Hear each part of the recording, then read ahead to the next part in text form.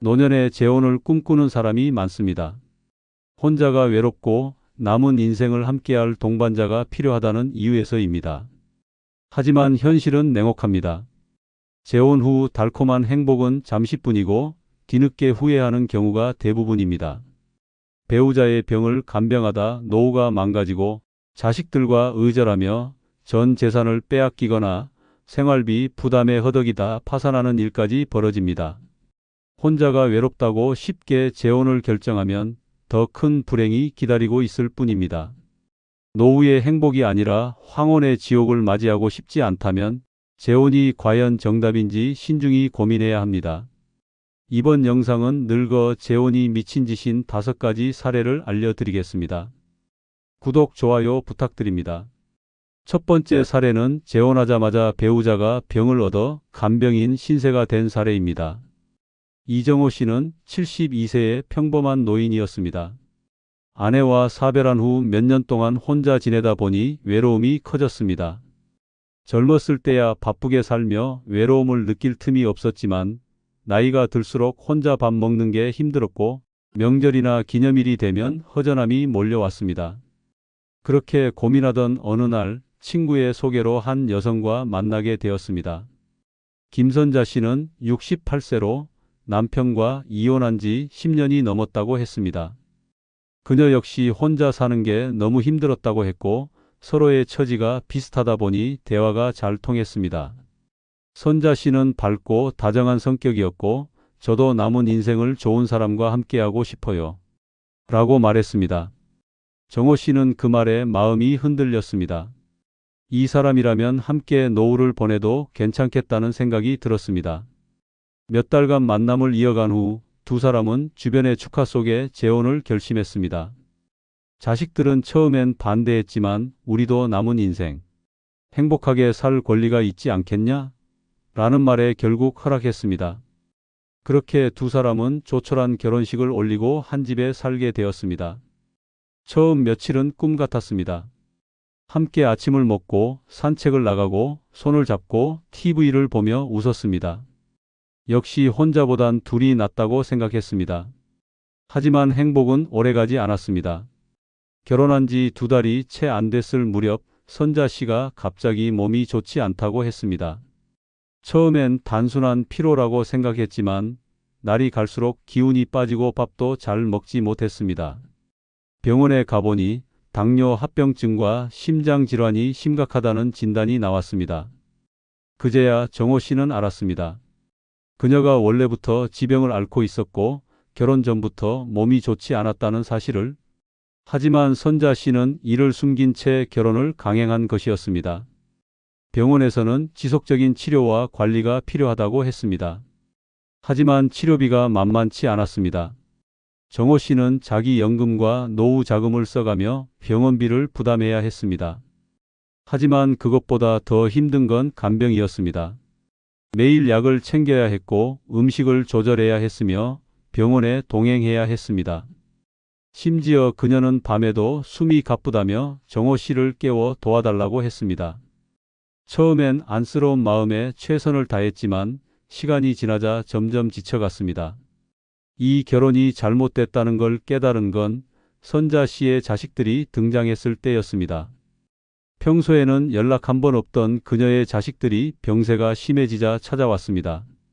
그런데 걱정은커녕 어머니 돌보는 건 당연히 아저씨 목 아니냐? 라는 식이었습니다. 치료비도 간병도 모두 정호 씨가 감당해야 한다는 태도였습니다. 그제야 깨달았습니다. 자신이 사랑해서 결혼한 게 아니라 그녀의 가족들에게는 무료 간병인으로 전락했다는 사실을. 몇 달 후 정호 씨는 결국 쓰러졌습니다. 스트레스와 과로로 인해 건강이 급격히 나빠졌습니다. 하지만 아무도 그를 챙기지 않았습니다. 선자 씨는 여전히 병석에 있었고 그녀의 자식들은 어머니 때문에 힘든 건 알지만 그래도 책임지셔야죠. 라는 말만 할 뿐이었습니다. 결국 정호 씨는 결혼을 후회하며 별거를 선택했습니다. 혼자 사는 것이 외롭다고 해서 무작정 재혼을 결정한 것이 얼마나 큰 실수였는지 뼈저리게 깨달았습니다. 사랑한다고 해서 모든 현실적인 문제가 해결되는 것이 아니었습니다. 상대방의 건강 상태, 경제적 상황, 가족 관계까지 꼼꼼히 따져보지 않으면 재혼은 행복이 아니라 고통이 될 뿐이었습니다. 노년의 재혼은 신중해야 합니다. 단순한 외로움 때문에 결혼을 결정하면 결국 더 큰 후회로 돌아옵니다. 특히 상대방의 건강 상태는 반드시 확인해야 합니다. 그렇지 않으면 사랑이 아닌 평생 간병 계약을 맺는 꼴이 됩니다.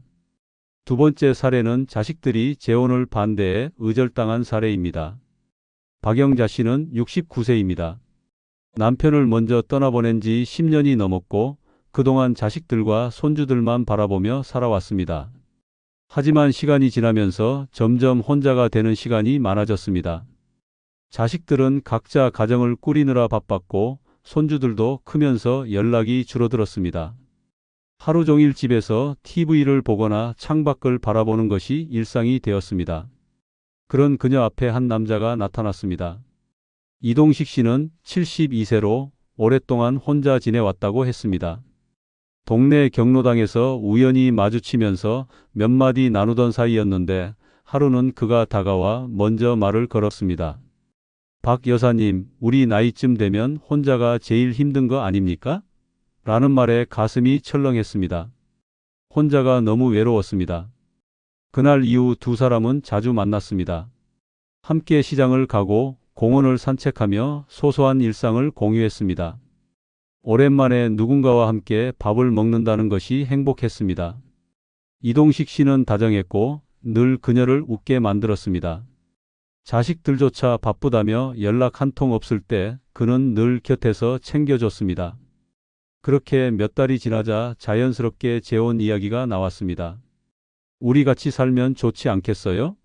라는 말에 고민했지만 나도 내 행복을 찾아야 한다는 생각이 들었습니다. 하지만 문제는 자식들이었습니다. 영자 씨가 재혼 소식을 전하자마자 아들과 딸은 격렬하게 반대했습니다. 엄마, 대체 무슨 생각이에요? 이 나이에 결혼해서 뭐 하려고요? 혹시 저 남자가 엄마 돈 노리는 거 아니야? 라는 말들이 쏟아졌습니다. 자식들의 반응은 냉담했습니다. 영자 씨는 억울했습니다. 평생 가족만을 위해 희생하며 살아왔는데 이제 와서 자신의 행복을 찾겠다고 하니 손가락질을 했습니다. 며칠 뒤 아들이 집으로 찾아왔습니다. 엄마, 솔직히 말해요. 그 사람 엄마한테 돈 빌려달라고 한 적 없어요?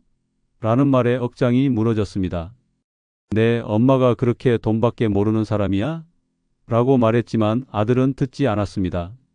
엄마가 지금은 모르겠지만 저런 사람들 다 목적이 있어서 접근하는 거예요. 라는 말이 돌아왔습니다. 결국 큰 소리가 오갔고 아들은 엄마 마음대로 하세요. 하지만 우리랑은 끝입니다. 라는 말을 남기고 집을 나갔습니다. 딸도 마찬가지였습니다. 엄마, 아빠 돌아가시고 나서 그렇게 외로웠어요? 그래도 가족이 있는데라는 말을 했지만 가족이 영자 씨를 챙겨준 적은 없었습니다. 명절이나 생일 때 잠깐 찾아오고 필요할 때만 연락하면서 가족이라는 명목으로 그녀를 붙잡으려 했습니다. 영자 씨는 결심했습니다. 나는 내 인생 살 거야. 그렇게 이동식 씨와 조촐한 결혼식을 올리고 함께 살기 시작했습니다. 처음에는 행복했습니다. 하지만 예상치 못한 문제가 생겼습니다. 자식들이 연락을 끊었습니다. 평소에는 시도 때도 없이 전화하던 손주들도 더 이상 오지 않았습니다. 명절에도 아무도 찾아오지 않았습니다. 그녀의 선택을 인정하지 않는다는 뜻이었습니다. 어느 날 손주에게 전화를 걸었지만 딸이 받았습니다. 엄마, 제발 연락하지 마세요. 우리 애들도 엄마 일 때문에 혼란스러워해요. 라는 말을 듣는 순간 눈앞이 캄캄해졌습니다. 자식들은 그녀를 완전히 지워버린 것이었습니다. 시간이 지나면서 이동식 씨와의 생활도 예전 같지 않았습니다. 처음에는 다정했던 그도 점점 무뚝뚝해졌고 생활비 문제로 자주 다투게 되었습니다. 조용히 자신의 돈을 쓰려고 하면 우리 부부인데 돈 관리는 같이 해야지 라며 은근히 간섭했습니다. 불안한 마음에 은행 통장을 확인해 보니 생활비 명목으로 빠져나간 돈이 적지 않았습니다. 혹시 자식들이 말한 게 맞았던 걸까? 라는 생각이 들었습니다. 하지만 후회해도 소용없었습니다. 이미 자식들과의 관계는 돌이킬 수 없는 상황이 되었습니다. 혼자가 싫어서 선택한 재혼이었지만 결과적으로 더 깊은 외로움을 불러왔습니다. 노년의 재혼은 신중해야 합니다. 단순한 외로움 때문에 결혼을 결정하면 더 큰 상처를 받을 수 있습니다. 특히 자식들과의 관계가 악화될 가능성을 반드시 고려해야 합니다. 가족의 반대를 무시하고 결혼했을 때 감당해야 할 후폭풍은 예상보다 훨씬 클 수 있습니다. 결국 외로움을 해결하려다 더 큰 외로움을 초래하는 최악의 선택이 될 수도 있습니다. 세 번째 사례는 배우자에게 속아 전 재산을 빼앗기고 쫓겨난 사례입니다. 김종택 씨는 74세입니다. 젊었을 때는 열심히 일하며 가족을 위해 희생했고 은퇴 후에는 아내와 조용한 노후를 보내려 했습니다. 하지만 인생은 계획대로 되지 않았습니다. 아내가 병을 얻어 먼저 세상을 떠났고 자식들은 각자의 삶이 바쁘다며 점점 연락이 줄어들었습니다. 혼자 사는 날이 길어지면서 외로움이 커졌고 이렇게 쓸쓸하게 늙어가는 게 맞는 걸까? 하는 생각이 들었습니다. 그러던 어느 날 동네 지인의 소개로 한 여성을 만났습니다. 이명숙 씨는 67세로 성격이 밝고 다정한 사람이었습니다. 그녀는 말했습니다. 혼자는 너무 외롭죠? 저도 그래요. 그 말이 가슴 깊이 박혔습니다. 대화가 잘 통했고 오랜만에 누군가와 함께 웃으며 시간을 보냈습니다.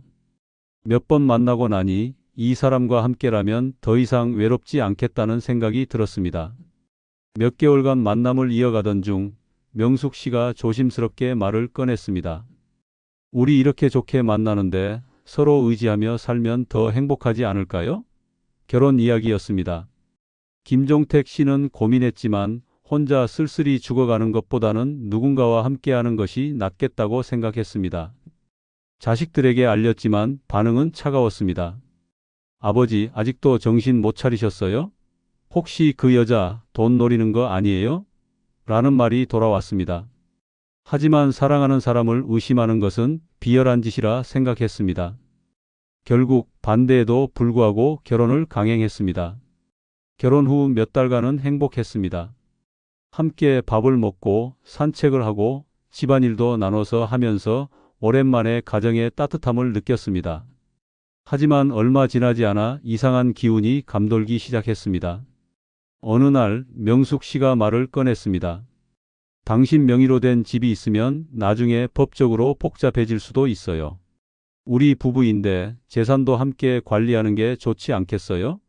처음에는 뜬금없는 말이라 생각했지만 그녀는 내가 당신을 떠나려고 그러는 게 아니라 서로 믿고 살자는 의미라며 설득했습니다. 김종택 씨는 부부 사이에 신뢰가 중요하지라는 생각으로 그녀의 말을 따랐습니다. 그러던 어느 날 김종택 씨가 은행에서 돈을 찾으려 하자 이상한 점을 발견했습니다. 계좌에 있어야 할 돈이 사라져 있었습니다. 당황해 재산 상황을 확인해 보니 명숙 씨가 생활비 명목으로 조금씩 인출한 것이 아니라 큰 금액이 빠져나간 것이었습니다. 그리고 집 문서를 확인해 보니 소유주가 바뀌어 있었습니다. 그 순간 머릿속이 하얘졌습니다. 김종택 씨가 따지자 명숙 씨의 태도는 돌변했습니다. 내가 그동안 당신 뒷바라지한 게 얼만데 이 정도도 못 해줘요? 라고 말하며 오히려 화를 냈습니다. 그리고 며칠 후 그녀는 집에서 나가달라고 했습니다. 이제 우리 사이 끝났어요.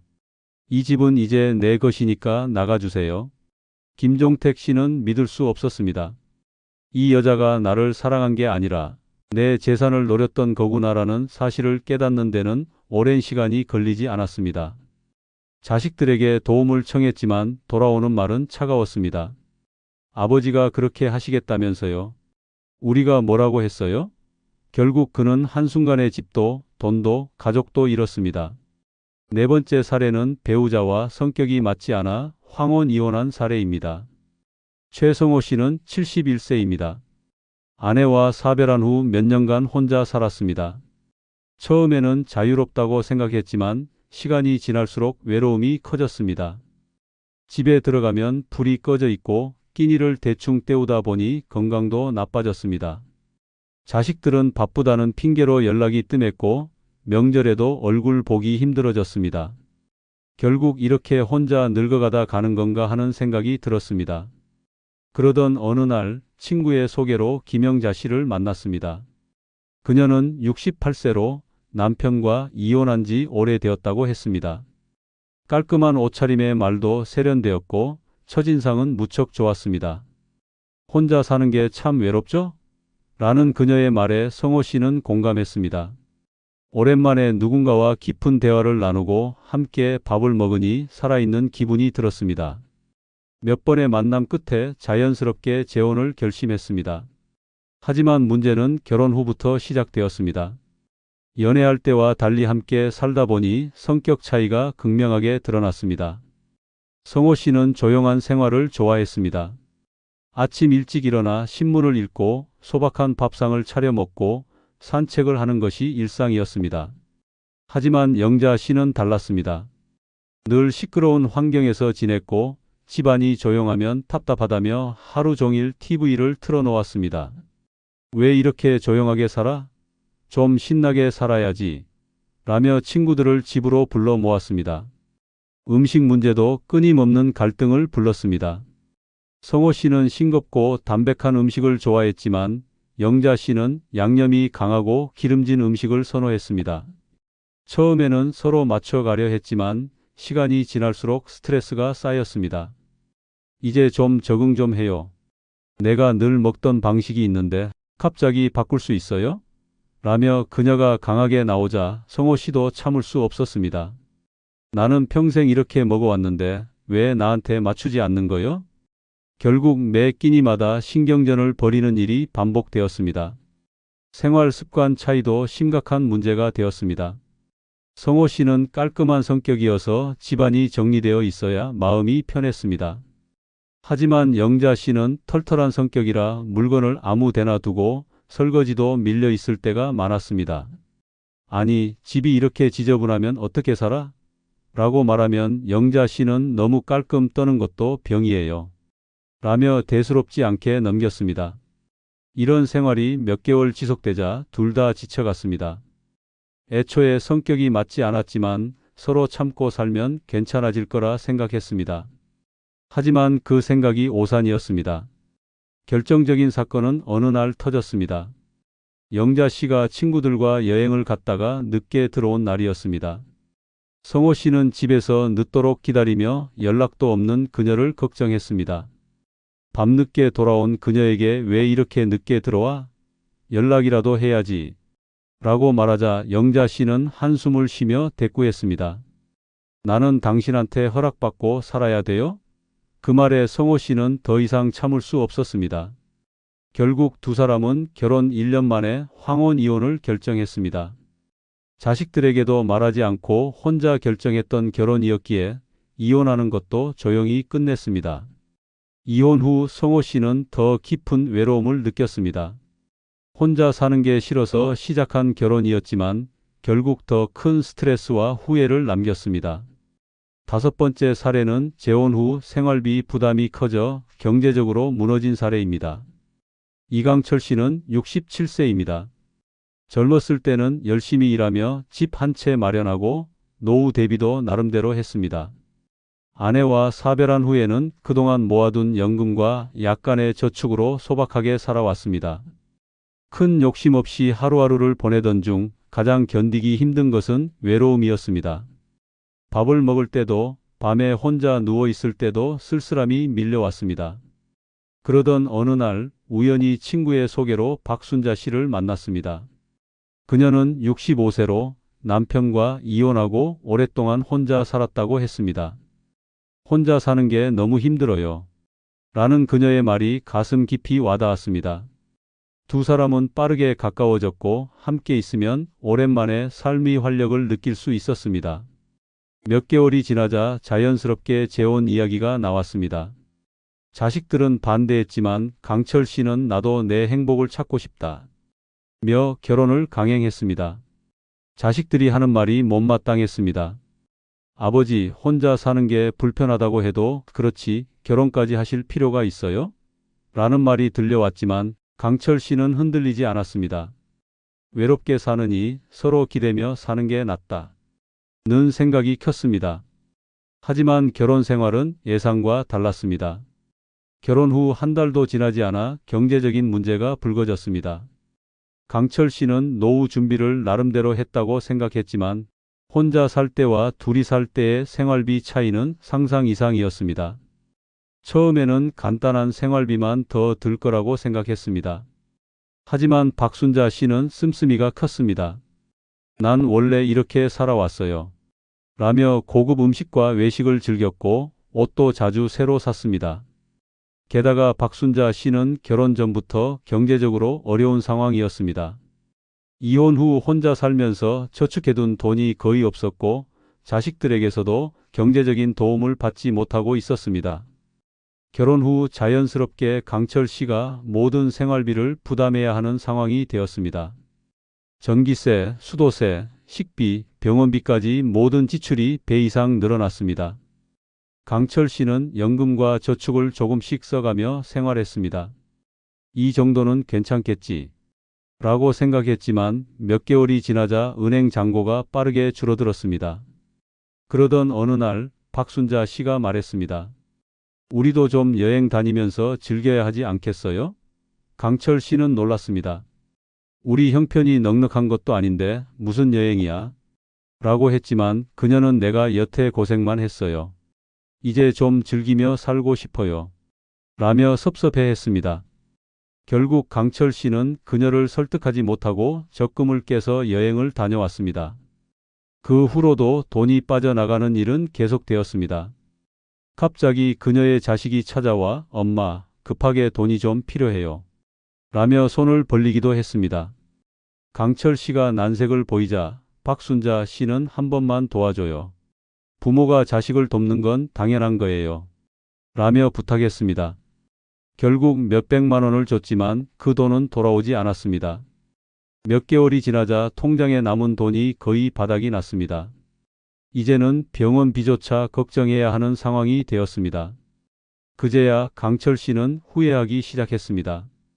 혼자 살 때는 부족함 없이 지냈지만 재혼 후 생활비가 폭등하면서 경제적으로 무너졌습니다. 결국 그는 박순자 씨에게 조심스럽게 생활비 문제를 이야기했습니다. 우리 지출을 조금 줄여야 할 것 같아요. 라고 말하자 그녀는 화를 냈습니다.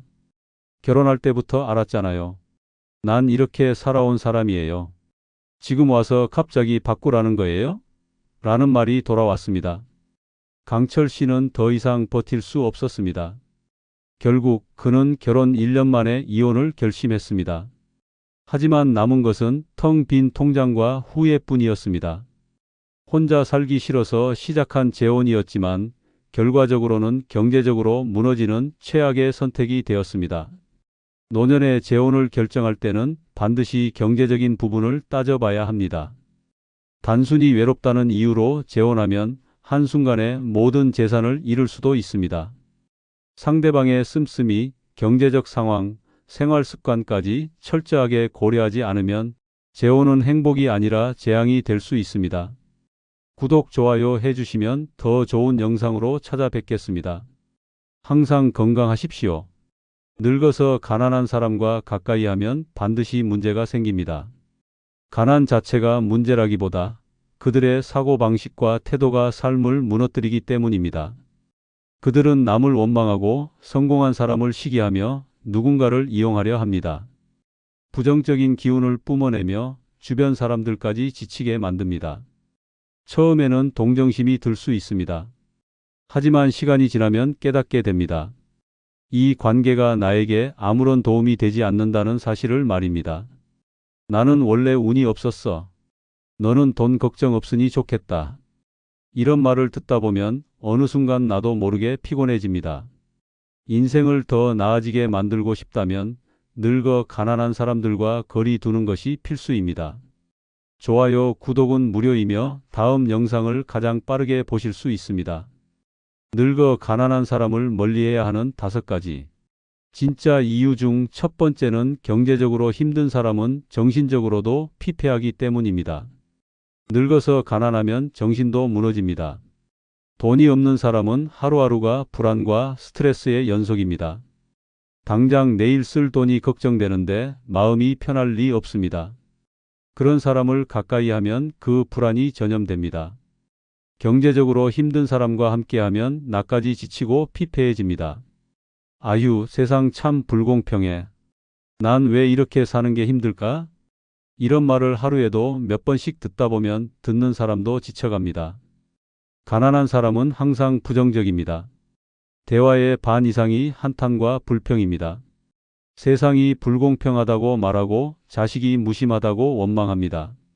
처음에는 위로해 주지만 시간이 지나면 듣는 사람도 지칩니다. 같은 이야기를 반복하고 해결책을 찾기보다 한탄만 늘어놓습니다. 그런 말을 계속 듣다 보면 나도 모르게 기운이 빠지고 부정적인 생각이 스며듭니다. 경제적으로 힘든 사람은 자존감도 낮습니다. 돈이 없으면 스스로를 초라하게 여기고 세상에 뒤처졌다고 느낍니다.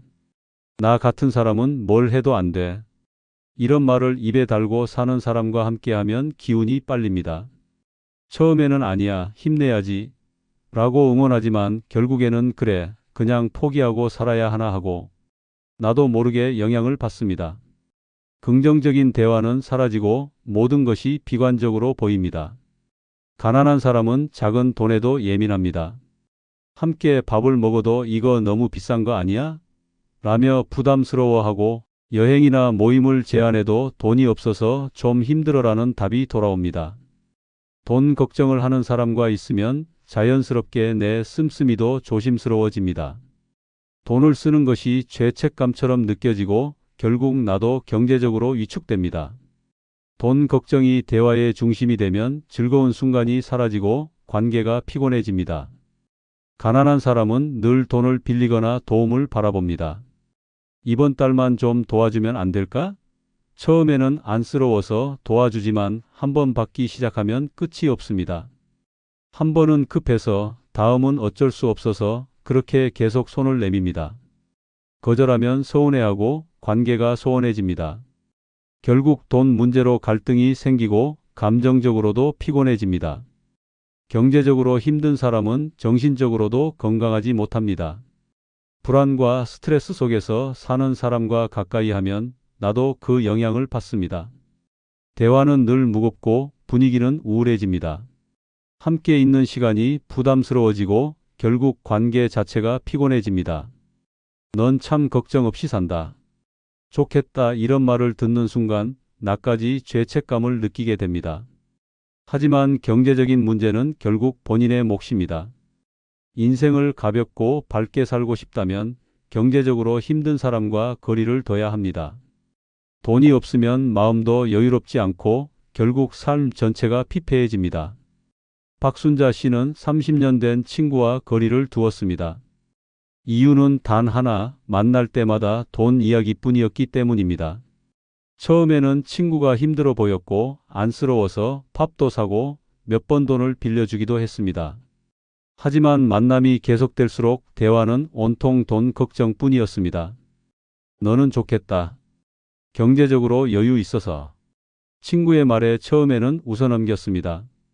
하지만 점점 부담이 되었습니다. 외식을 하자고 하면 비싸지 않아? 라며 난색을 보였고 여행을 제안하면 나는 그런 거 못해라고 잘랐습니다. 같이 있는 것만으로도 답답함이 밀려왔습니다. 어느 날 친구가 또다시 돈을 빌려달라고 했습니다. 박순자 씨는 단호하게 거절했습니다. 그 이후 친구는 연락이 뜸해졌고 자연스럽게 멀어졌습니다. 박순자 씨는 후련했습니다. 돈 걱정 없이 가볍게 대화할 수 있는 사람들과 어울리면서 비로소 편안함을 찾았습니다. 두 번째는 가난한 사람은 늘 남을 원망하기 때문입니다. 가난한 사람과 오래 있으면 정신이 피폐해집니다. 왜냐하면 그들은 평생 남을 원망하며 살기 때문입니다. 본인의 선택과 노력이 부족했던 것은 생각하지 않고 세상이 불공평하다고만 합니다. 처음에는 안타까운 마음에 들어주지만 계속 듣다 보면 피로감이 쌓이고 결국 내 인생까지 부정적으로 변합니다. 다 부자들은 운이 좋아서 그래. 나는 평생 이렇게 힘들게 살아야 하나 봐. 이런 말을 입에 달고 사는 사람이 있습니다. 돈 있는 사람을 시기하고 사회를 원망하고 자식이 잘 챙겨주지 않는다고 불평합니다. 하지만 그 원망이 현실을 바꾸지는 않습니다. 오히려 계속 불행에 머물게 만들 뿐입니다. 가난한 사람들은 자식이 성공하면 나를 제대로 챙기지 않는다고 불평하고 자식이 어려우면 이렇게 무능한 줄 몰랐다고 탓합니다. 어느 쪽이든 남 탓입니다. 친구가 잘 되면 운이 좋았네 하고 친구가 힘들면 나보다도 못하네라고 말합니다. 가난한 사람과 가까이 지내면 이런 부정적인 사고방식이 서서히 전염됩니다. 내가 젊었을 때는 기회가 없었어. 요즘 사람들은 운이 좋은 거야. 이런 말을 듣다 보면 처음에는 그럴 수도 있겠다고 생각합니다. 하지만 가만히 보면 같은 시대를 살았어도 성공한 사람들은 있습니다. 기회는 누구에게나 있었지만 그 기회를 잡았느냐 못 잡았느냐의 차이일 뿐입니다. 하지만 가난한 사람들은 절대 자신의 책임을 인정하지 않습니다. 가난한 사람들은 자신의 처지가 나아지지 않는 이유를 주변에서 찾습니다. 자식이 돈을 안 준다. 정부가 복지를 안 해준다. 사회가 불공평하다며 끊임없이 불만을 토로합니다. 물론 세상이 완벽할 수는 없습니다. 하지만 같은 환경에서도 어떤 사람들은 자신의 삶을 개선하기 위해 노력합니다. 반면 남 탓만 하는 사람들은 스스로를 가둡니다. 넌 참 걱정 없어서 좋겠다. 난 매일 돈 걱정뿐이야. 이 말을 듣는 순간 상대방도 괜히 미안한 마음이 듭니다. 하지만 생각해보면 누구나 각자의 고민이 있습니다. 단지 어떤 사람은 남을 탓하지 않고 해결하려 하고 어떤 사람은 불평만 하며 남의 동정을 바라볼 뿐입니다. 가난한 사람과 가까이 있으면 점점 그 부정적인 감정에 휩싸이게 됩니다. 늙어서까지 남을 원망하며 사는 사람과 함께하면 인생이 피곤해집니다. 처음에는 위로해 주지만 결국 본인도 똑같이 부정적인 사람이 되어갑니다. 가난한 사람과 거리를 둬야 하는 이유가 바로 여기에 있습니다. 내 인생은 내 노력으로 바뀌는 것이지 원망으로 달라지는 것이 아닙니다. 이명자 씨는 40년 된 친구와 연락을 끊었습니다. 처음에는 친구가 힘들어 보여서 위로하고 도왔지만 만날 때마다 대화가 똑같았습니다. 나는 평생 고생만 했어. 자식들도 다 몰라라 하고 세상 참 불공평해. 처음에는 안타까운 마음에 맞장구 쳤지만 시간이 지날수록 피곤해졌습니다. 자식들이 아무리 도와줘도 불만이었고 돈 있는 사람을 보면 시기와 질투뿐이었습니다. 내 남편은 공무원이었으니 편하게 살았겠지. 나는 남편 운이 없었어. 이 말을 듣는 순간 이명자 씨는 깨달았습니다. 이 친구는 남 탓만 하면서 본인의 선택은 돌아보지 않는다는 것을 말입니다. 결국 거리를 두기 시작했고 연락을 끊자 마음이 편해졌습니다. 이제는 부정적인 이야기 없이 밝게 대화할 수 있는 사람들과 지내며 진짜 행복을 찾았습니다. 세 번째는 가난한 사람과 있으면 발전이 없기 때문입니다. 늙어서도 발전 없이 사는 사람들의 공통점이 있습니다. 가난한 사람들과 어울리며 똑같이 정체되어 있다는 것입니다. 사람은 주변 환경에 영향을 받습니다. 긍정적이고 발전적인 사람들과 함께하면 더 나은 방향으로 나아가지만 가난하고 부정적인 사람들과 함께하면 그대로 주저앉게 됩니다. 그 나이에 무슨 새로운 걸 배워? 그냥 살던 대로 살아. 이런 말을 듣다 보면 어느 순간 나도 모르게 도전을 포기하게 됩니다. 하지만 새로운 것을 배우고 변화하려는 노력이 없으면 삶이 점점 더 초라해집니다. 가난한 사람들은 변화보다 현실에 대한 불평을 선택합니다. 이런 사람들과 가까이 지내면 자연스럽게 발전할 기회를 잃게 됩니다. 가난한 사람들은 늘 이제 와서 뭐 해봤자 소용없어 라는 말을 합니다. 하지만 그런 사고방식 때문에 평생 제자리 걸음입니다. 어떤 사람들은 늙어서도 새로운 취미를 배우고 경제적으로 자립하려고 노력하며 더 나은 삶을 위해 공부합니다. 반면 가난한 사람들은 나이 들어서 뭘 하겠어? 라며 스스로 가능성을 닫아버립니다. 이런 분위기 속에 있으면 나도 모르게 삶을 포기하는 습관이 생깁니다. 돈도 없는데 뭐 하러 그렇게 했어? 그냥 대충 살아. 이런 말을 계속 듣다 보면 노력하는 게 바보 같아집니다. 새로운 기술을 배우려고 해도, 여행을 가려고 해도, 취미를 가지려고 해도 쓸데없는 짓이라는 말을 듣습니다. 하지만 노력하지 않는 삶이야말로 가장 쓸데없는 것입니다. 가난한 사람들은 미래보다는 현재에만 집중합니다. 지금 먹고 살기도 힘든데 무슨 노후 준비야? 라며 장기적인 계획을 세우지 않습니다. 하지만 그런 사고방식이 가난을 대물림합니다. 늙어서도 경제적, 정신적으로 발전하는 사람들은 항상 앞을 내다보고 준비합니다. 반대로 가난한 사람들은 눈앞의 현실만 보며 불평만 늘어놓습니다. 이런 사람들과 함께 있으면 나 역시 발전할 기회를 잃게 됩니다. 내가 아는 사람 중에 누구도 그런 거 안 해. 그냥 가만히 있어. 이런 말을 들으면 도전할 용기가 사라집니다. 하지만 세상은 변하고 있고 새로운 기회를 찾는 사람만이 노후를 풍요롭게 보낼 수 있습니다. 가난한 사람들과 어울리면 결국 스스로도 변화하지 못하고 무기력하게 늙어갈 수밖에 없습니다. 가난한 사람들과 함께하면 삶이 정체됩니다. 더 나은 삶을 위해 노력하는 사람들과 어울려야 합니다. 도전하고 배우려는 마음이 없다면 노후는 더욱 비참해집니다.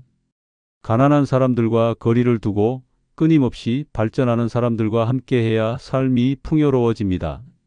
김영희 씨는 60대 중반에 스마트폰을 배우기 시작했습니다. 처음에는 어렵고 낯설었지만 새로운 것을 배운다는 기쁨이 컸습니다. 온라인으로 쇼핑도 하고 여행 정보도 찾고 심지어 영상 편집까지 도전했습니다. 하지만 주변 친구들의 반응은 싸늘했습니다. 그 나이에 그런 걸 배워서 어디 써먹을 거야? 괜히 머리 아프게 하지 말고 그냥 살아. 친구들은 김영희 씨의 노력을 이해하지 못했습니다. 만나기만 하면 부정적인 이야기뿐이었고 변화를 시도하는 사람을 비웃었습니다. 김영희 씨는 점점 친구들과의 대화가 재미없어졌습니다. 결국 자연스럽게 거리를 두고 새로운 사람들을 만나기 시작했습니다. 지금은 같은 취미를 가진 사람들과 어울리며 활기찬 하루를 보냅니다. 가난하고 부정적인 사람들과 멀어지자 삶이 완전히 달라졌습니다. 네 번째는 가난한 사람은 성공한 사람을 시기하기 때문입니다. 가난한 사람과 가까이 지내면 반드시 부정적인 영향을 받습니다. 그 중에서도 가장 피곤한 점은 그들이 성공한 사람을 시기한다는 것입니다. 본인은 노력하지 않으면서 잘된 사람을 질투하고 깎아내리는 데 집중합니다. 처음에는 대수롭지 않게 넘길 수 있지만 이런 부정적인 감정은 결국 주변 사람들까지 피곤하게 만듭니다. 쟤는 그냥 운이 좋았던 거야. 내가 저 환경에서 태어났어도 성공했지. 이런 말을 입에 달고 사는 사람들이 있습니다. 누구든 열심히 노력해서 성공하면 축하해 주기보다는 어떻게든 흠을 찾으려 합니다. 부모 덕을 봤다. 운이 좋았다. 원래 잘 살던 집안이었다는 식으로 평가합니다. 하지만 정작 본인은 노력하지 않았다는 사실은 외면합니다. 가난한 사람들은 부자가 되기를 바라지만 성공한 사람을 보면 질투부터 합니다. 돈이 많은 사람을 보면 저렇게 살면 무슨 재미냐? 라고 비꼬고 누군가 창업해서 잘 되면 저거 오래 못 간다며 깎아내립니다. 가까이 있는 사람이 이런 부정적인 말을 계속하면 자연스럽게 기운이 빠지고 나 또한 발전하려는 의지를 잃게 됩니다. 너는 좋겠다. 돈 걱정 없이 살잖아. 이 말을 듣는 순간 뭔가 불편해집니다. 마치 내가 편하게 살아서 모른다는 투로 말하는 것이기 때문입니다. 하지만 현실은 다릅니다. 경제적으로 여유가 있는 사람들은 대부분 보이지 않는 곳에서 노력했습니다. 전략하고 투자하고 배워가면서 삶을 만들어 왔습니다. 하지만 가난한 사람들은 이런 과정을 무시한 채 결과만 보고 시기합니다. 가난한 사람들과 어울리면 성공에 대한 인식이 왜곡됩니다. 돈을 많이 벌면 부정한 방법을 썼다고 의심하고 열심히 일하면 무리한다고 걱정하는 척하면서 발목을 잡습니다. 이런 환경에 오래 있으면 나 또한 의욕이 꺾이고 노력하는 것이 무의미하다는 생각이 들게 됩니다. 그 나이에 뭘 더 하려고 그래? 그냥 편하게 살아. 이 말을 듣는 순간 하고 싶던 일도 포기하고 싶어집니다. 가난한 사람들은 항상 현실에 만족하지 못하면서도 남이 더 나아지는 것은 싫어합니다. 누군가가 조금이라도 도전하려 하면 불필요한 걱정을 하며 의지를 꺾습니다. 결국 이들과 함께하면 아무것도 이루지 못한 채 세월만 흘러갑니다. 가난한 사람들은 스스로를 불행하다고 느끼지만 정작 그 불행에서 벗어나려는 노력은 하지 않습니다. 반면 성공한 사람들은 기회를 찾고 도전하고 더 나은 삶을 위해 움직입니다. 그리고 이런 차이가 나중에는 엄청난 격차로 이어집니다. 가난한 사람들과 계속 가까이 지내면 결국 나도 그들의 부정적인 시각에 물들고 성공할 기회를 잃어버리게 됩니다. 늙어서라도 발전하고 싶다면 성공한 사람을 시기하는 사람들과 거리를 둬야 합니다. 대신 긍정적이고 노력하는 사람들과 어울려야 합니다. 성공한 사람들은 서로를 응원하고 배울 점을 찾습니다. 하지만 가난한 사람들은 남을 깎아내리는 데 집중하며 결국 자기 자신까지 무너뜨립니다. 이런 환경에서 벗어나야 진짜 나다운 삶을 살 수 있습니다. 정미숙 씨는 오래된 친구와 관계를 끊었습니다. 이유는 친구가 끊임없이 성공한 사람들을 시기했기 때문입니다. 걔는 원래 금수저야. 우리가 저 환경에서 태어났으면 더 잘 살았지. 저 나이에 사업을 한다고 오래 못 갈 거야. 처음에는 그냥 듣고 넘겼지만 점점 피곤해졌습니다. 정미숙 씨가 재테크를 공부하고 작은 가게를 시작했을 때도 친구는 비꼬았습니다. 너도 이제 돈 맛을 보려고? 괜히 힘 빼지 말고 그냥 조용히 살아. 이 말을 듣는 순간 정미숙 씨는 결심했습니다. 이런 부정적인 사람과 가까이 하면 자신도 발전할 수 없다고 생각했습니다. 결국 연락을 줄이고 긍정적인 사람들과 어울리며 인생이 달라졌습니다. 지금은 가게도 잘 되고 스스로의 선택에 만족하며 살아가고 있습니다. 다섯 번째는 가난한 사람은 돈 있는 사람을 이용하려 하기 때문입니다. 가난한 사람과 가까이 지내면 반드시 이용당하는 순간이 옵니다. 처음에는 친절하고 고맙다는 말을 하지만 결국 그 목적은 하나입니다. 돈을 쓰게 만들고 도움을 받으려는 것입니다. 이런 사람들과 계속 어울리면 금전적으로도 정신적으로도 피폐해집니다. 이번에 좀 힘든데 내가 한 번만 도와주면 안 될까? 처음에는 안쓰러운 마음에 도와줍니다. 어렵다고 하니 거절하기도 미안하고 오랜 인연이니 한 번쯤은 괜찮다고 생각합니다. 하지만 한 번이 두 번이 되고 두 번이 세 번이 되면서 점점 부담이 커집니다. 돈을 빌려주지 않으면 서운한 내색을 하고 심지어 관계가 멀어지기도 합니다. 가난한 사람들은 은근히 상대가 돈을 쓰게 만듭니다. 밥을 먹을 때마다 내가 한 번 사, 나는 요즘 좀 힘들어 라고 합니다. 여행을 가도 숙박비는 내가 부담하면 안 될까? 라고 요구합니다. 처음에는 별것 아닌 것처럼 보이지만 결국엔 매번 내가 돈을 내는 상황이 됩니다. 그러면서도 절대 직접 돈을 빌려달라고는 하지 않습니다. 대신 자연스럽게 상대가 돈을 쓰도록 분위기를 만듭니다. 너는 돈 걱정 안 해도 되잖아. 나랑은 다르지. 이 말을 듣는 순간 마치 내가 돈이 많아도 도와주지 않는 나쁜 사람처럼 느껴집니다. 하지만 현실은 다릅니다. 돈이 있는 사람도 노력하고 전략하며 그 돈을 모은 것입니다. 그런데 가난한 사람들은 그 과정을 무시하고 단순히 가진 사람이 더 쓰는 것이 당연하다고 생각합니다. 가난한 사람들은 작은 돈도 쉽게 받으려 합니다. 커피 한 잔만 사줘. 에서 시작해서 명절에 뭐라도 하나 사다 주면 좋겠다. 라는 식으로 요구가 점점 커집니다. 처음에는 별거 아닌 것 같아도 이런 관계가 지속되면 결국 이용당하는 입장이 됩니다. 거절하면 서운한 기색을 보이고 심지어 너 변했어 라는 말까지 듣게 됩니다. 내가 언제 내 돈을 직접 빌려달라고 했어? 그냥 밥 한 끼 사달라는 거였잖아. 이런 말까지 듣고 나면 스스로를 의심하게 됩니다. 하지만 가만히 보면 결국 매번 돈을 쓰는 사람은 나뿐입니다.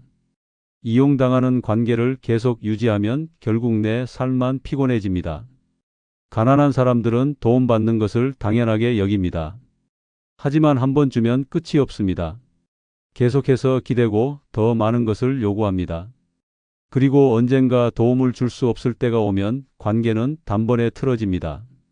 진짜 좋은 인간관계는 돈이 개입되지 않습니다. 돈 때문에 맺어진 관계는 결국 돈 때문에 깨지게 됩니다. 늙어서까지 이용당하며 살 필요는 없습니다. 건강하고 행복한 노후를 보내려면 가난한 사람들과 거리를 두는 것이 현명합니다. 돈 있는 사람을 이용하려는 사람과 가까이 하면 결국 잃는 것은 나뿐입니다. 김정자 씨는 오랜 친구와 절교했습니다. 이유는 친구가 늘 경제적으로 의존하려 했기 때문입니다. 요즘 너무 힘들어. 밥 한 번 사주면 안 돼? 처음에는 안쓰러운 마음에 흔쾌히 샀습니다. 하지만 그게 습관이 되었습니다. 만날 때마다 친구는 돈이 없다고 했고 결국 김정자 씨가 매번 계산하는 사이가 되었습니다. 너는 연금도 잘 나오잖아. 나는 힘드니까 이해해줘. 이 말을 듣는 순간 김정자 씨는 깨달았습니다. 이 친구는 나를 친구로 보는 것이 아니라 편리한 돈줄로 여긴다는 사실을 말입니다. 어느 날 단호하게 거절했더니 친구는 서운한 기색을 보이며 연락을 끊었습니다. 처음에는 마음이 불편했지만 시간이 지나자 후련했습니다. 더 이상 이용당할 일도 부담을 느낄 일도 없어졌습니다. 지금은 돈보다 진짜 우정을 나눌 수 있는 사람들과 어울리며 행복한 노후를 보내고 있습니다. 좋아요, 구독은 무료이며 다음 영상을 가장 빠르게 보실 수 있습니다. 감사합니다. 늙어서 초라하게 사느냐, 당당하게 사느냐는 단순한 운이 아닙니다. 젊을 때부터 어떤 습관을 가지고 살아왔느냐, 어떤 태도로 인생을 대했느냐가 노년의 삶을 결정합니다. 어떤 사람은 나이 들어서도 건강하고 활기차게 살아가지만 어떤 사람은 병에 시달리며 외롭게 살아갑니다. 같은 나이인데도 한쪽은 여행을 다니며 인생을 즐기고 다른 한쪽은 약에 의존하며 한숨만 쉽니다. 노년을 후회 없이 살고 싶다면 늙어서도 잘 사는 사람들의 비밀을 알아야 합니다. 그들은 결코 우연히 행복한 것이 아닙니다. 남들과는 다른 특별한 특징이 있습니다.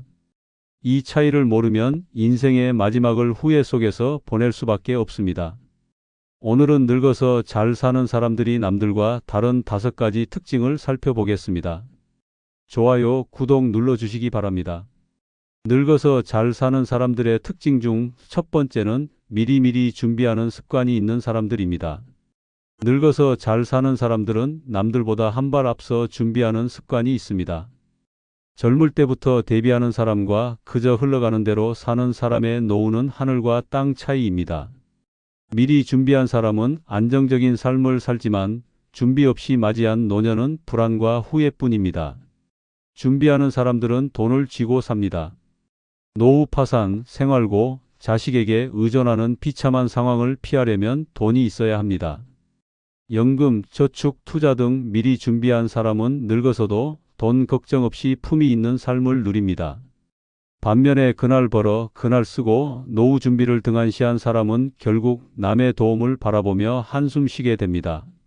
늙어서 경제적으로 궁핍하면 자존심도 선택권도 없습니다.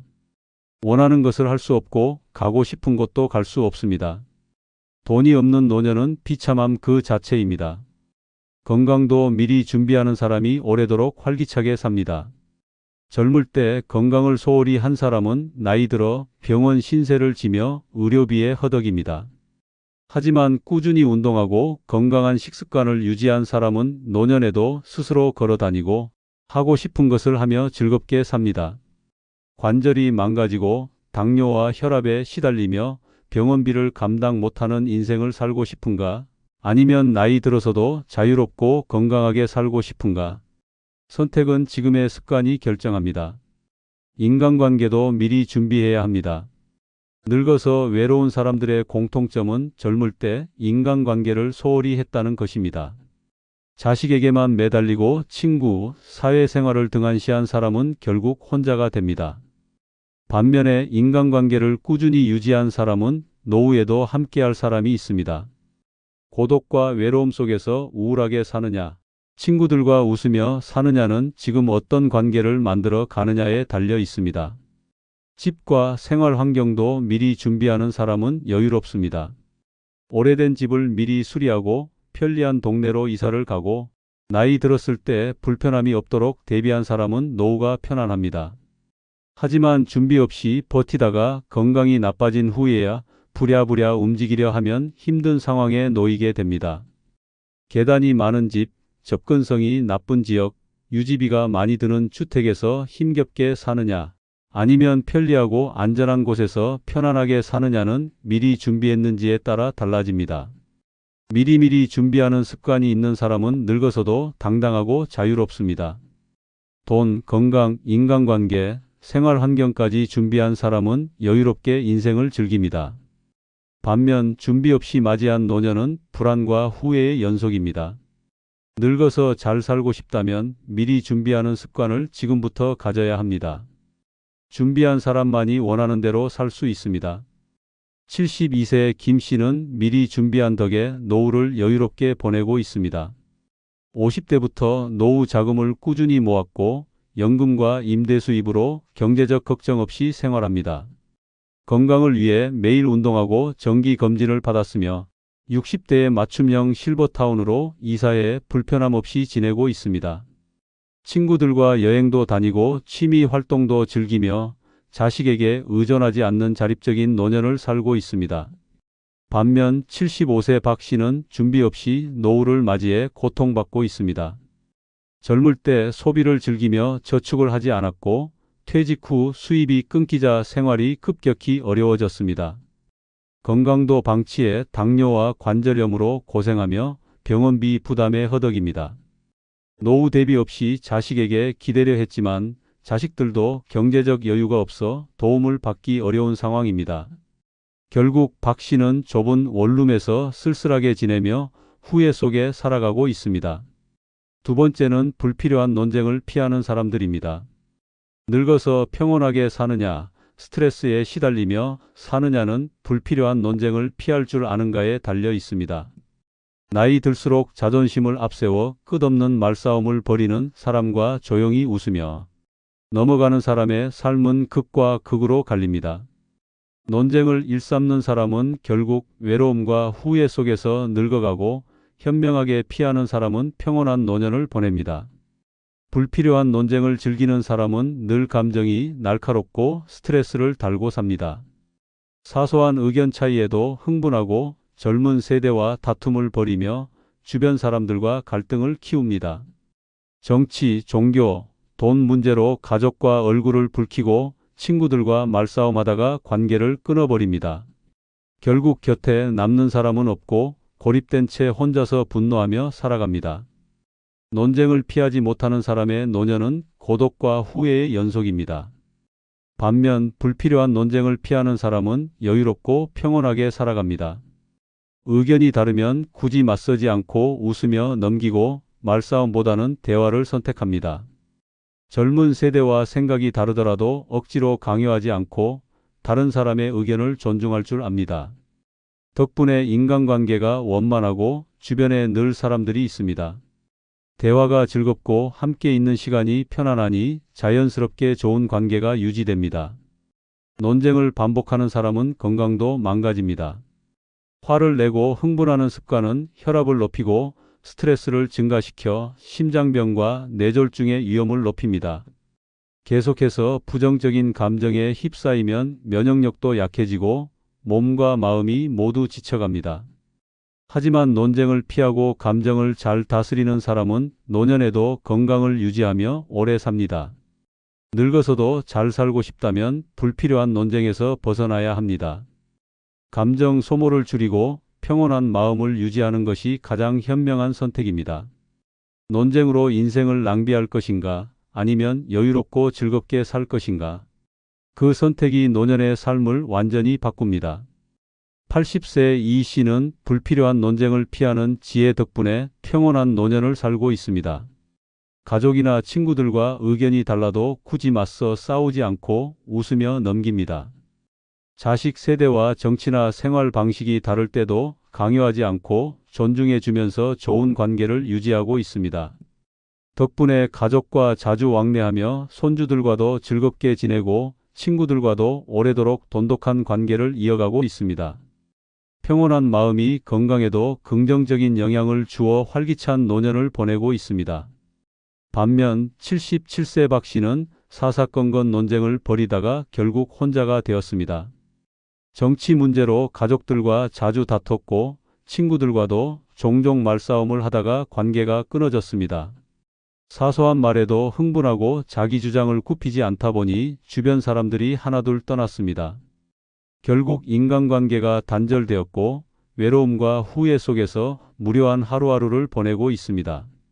논쟁으로 인해 얻은 것은 없고 잃은 것만 남았습니다. 세 번째는 매일 몸을 움직이는 습관을 가진 사람들입니다. 늙어서 망가지는 사람과 끝까지 당당한 사람의 차이는 하루 루틴에서 시작됩니다. 계획 없이 사는 노년은 무기력과 혼돈 속으로 빠져듭니다. 아침에 일어나야 할 이유가 없고 하루가 어떻게 흘러가는지도 모른 채 시간만 때우다 결국 생기를 잃어갑니다. 반면 철저한 루틴을 가진 사람은 노년에도 활기차고 의미 있는 삶을 살아갑니다. 규칙적인 생활을 하는 사람은 몸과 마음이 건강합니다. 정해진 시간에 일어나고 운동하고 식사를 챙기며 하루를 체계적으로 관리합니다. 수면이 일정하니 피로가 쌓이지 않고 몸이 규칙적인 리듬을 유지해 각종 질병을 예방합니다. 하지만 불규칙한 생활을 하는 사람은 늙을수록 더 빨리 망가집니다. 밤늦게까지 TV를 보다 늦잠을 자고 끼니를 거르거나 아무렇게나 먹으며 건강을 망칩니다.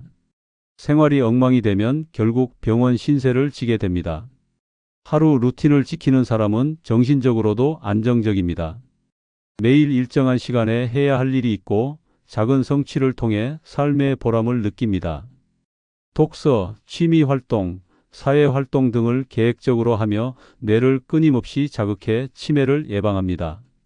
반면 무계획적으로 사는 사람은 하루 종일 무료함에 시달립니다. 시간이 남아돌지만 뭘 해야 할지 몰라 TV만 보거나 침대에 누워 시간을 허비합니다. 결국 무기력해지고 기억력도 점점 떨어지며 우울증이 찾아옵니다. 루틴을 가진 사람은 노년에도 활발한 사회생활을 합니다.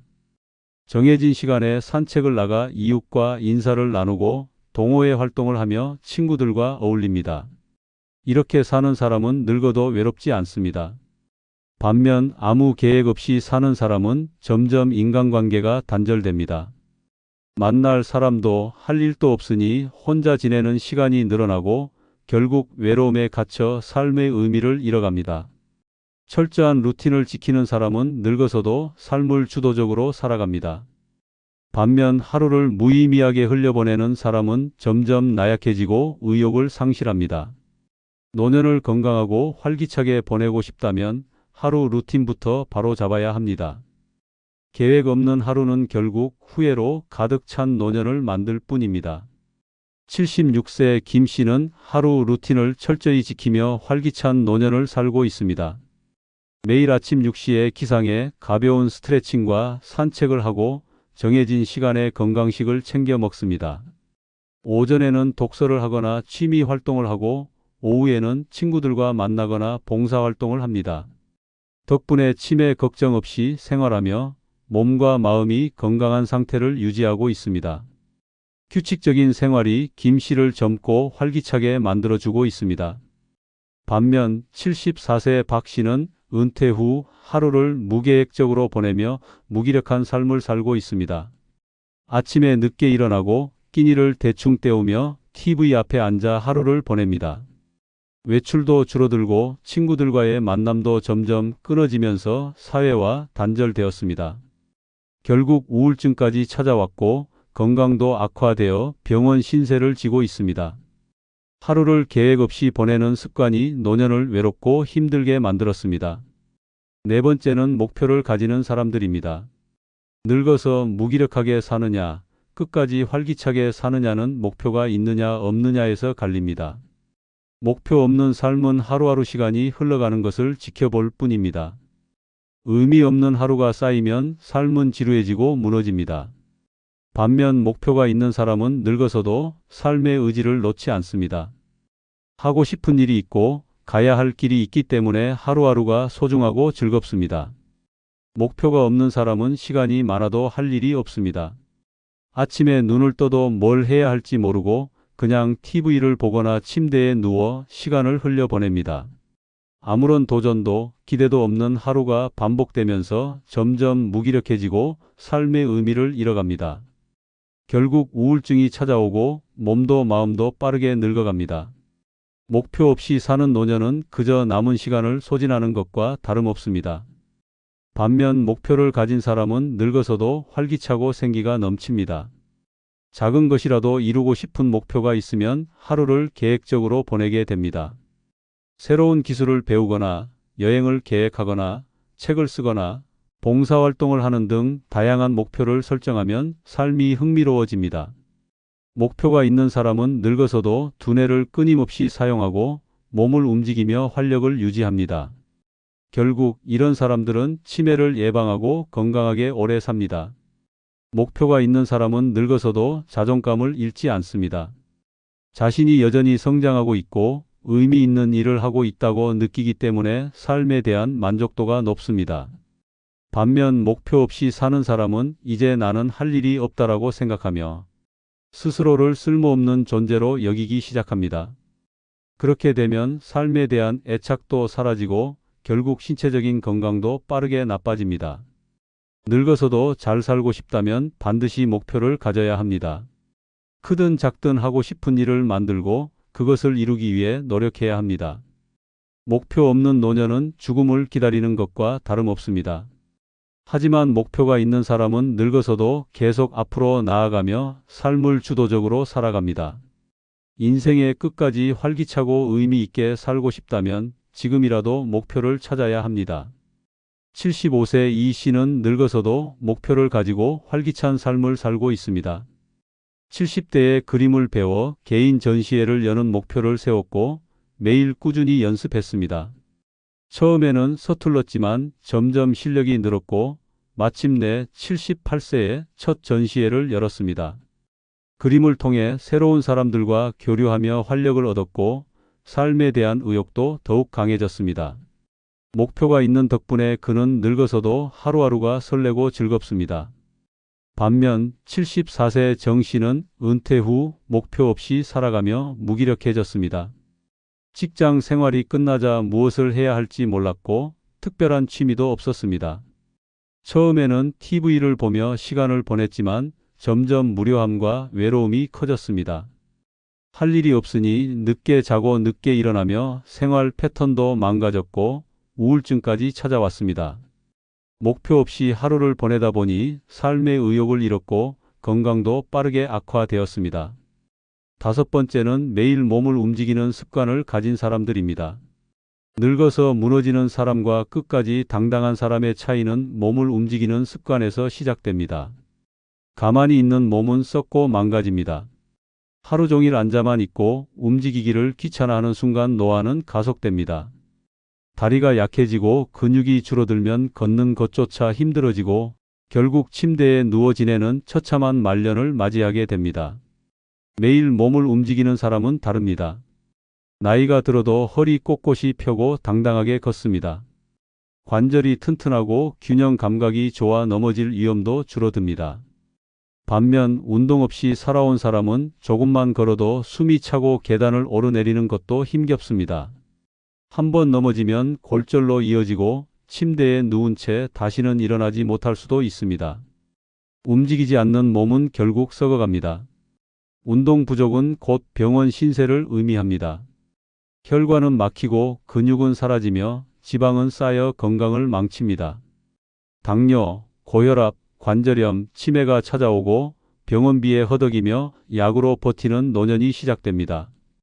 반면 매일 몸을 움직이는 사람은 혈액순환이 원활하고 면역력이 높아집니다. 약에 의존하지 않고도 건강을 유지하며 병원에 갈 일이 적어집니다. 운동 하나로 삶의 질이 완전히 달라집니다. 움직이는 습관이 있는 사람은 삶의 활력을 잃지 않습니다. 몸을 움직이면 기분이 좋아지고 우울함이 사라집니다. 하지만 가만히 있는 사람은 점점 무기력해지고 세상과 단절됩니다. 결국 우울증에 빠지고 아무것도 하고 싶지 않은 상태가 되어 삶이 피폐해집니다. 몸이 굳어지면 마음도 따라 굳어지고 의욕 없는 삶이 시작됩니다. 늙어서도 잘 사는 사람들은 매일 걷고 스트레칭을 하고 몸을 움직이는 습관을 가집니다. 그들은 힘이 남아있고 병원보다는 여행지에 가고 약봉지보다는 운동화를 챙깁니다. 반면 움직이지 않는 사람들은 결국 스스로 몸을 가누지 못하는 처참한 노년을 맞이하게 됩니다. 늙어서도 자유롭고 건강하게 살고 싶다면 지금 당장 몸을 움직여야 합니다. 움직이지 않는 순간부터 노화는 시작됩니다. 78세 이 씨는 매일 몸을 움직이는 습관 덕분에 건강한 노년을 살고 있습니다. 60대부터 하루 1시간씩 걷기 운동을 꾸준히 해왔고 요가와 스트레칭으로 유연성을 유지했습니다. 덕분에 허리와 무릎이 튼튼하고 병원 갈 일이 거의 없습니다. 또래 친구들이 관절염과 고혈압으로 고생하는 사이 이 씨는 여행도 다니고 손주들과 뛰어놀며 활기찬 삶을 즐기고 있습니다. 반면 74세 정 씨는 움직이기를 귀찮아하다가 건강을 망쳤습니다. 퇴직 후 집에만 틀어박혀 TV를 보며 시간을 보냈고 운동을 하지 않았습니다. 점점 다리가 약해지더니 결국 한번 넘어져 고관절이 부러졌습니다. 수술 후에도 제대로 걷지 못해 거동이 불편해졌고 혼자 외출조차 할 수 없는 처지가 되었습니다. 오랜 침대 생활로 우울증까지 겹쳐 하루하루를 후회하며 보내고 있습니다. 구독자 여러분, 늙어서도 잘 사는 사람들은 남들과 다릅니다. 그들은 미리 준비하고 몸을 움직이고 쓸데없는 싸움에 에너지를 낭비하지 않습니다. 매일 의미 있는 목표를 세우고 하루하루를 철저하게 살아갑니다.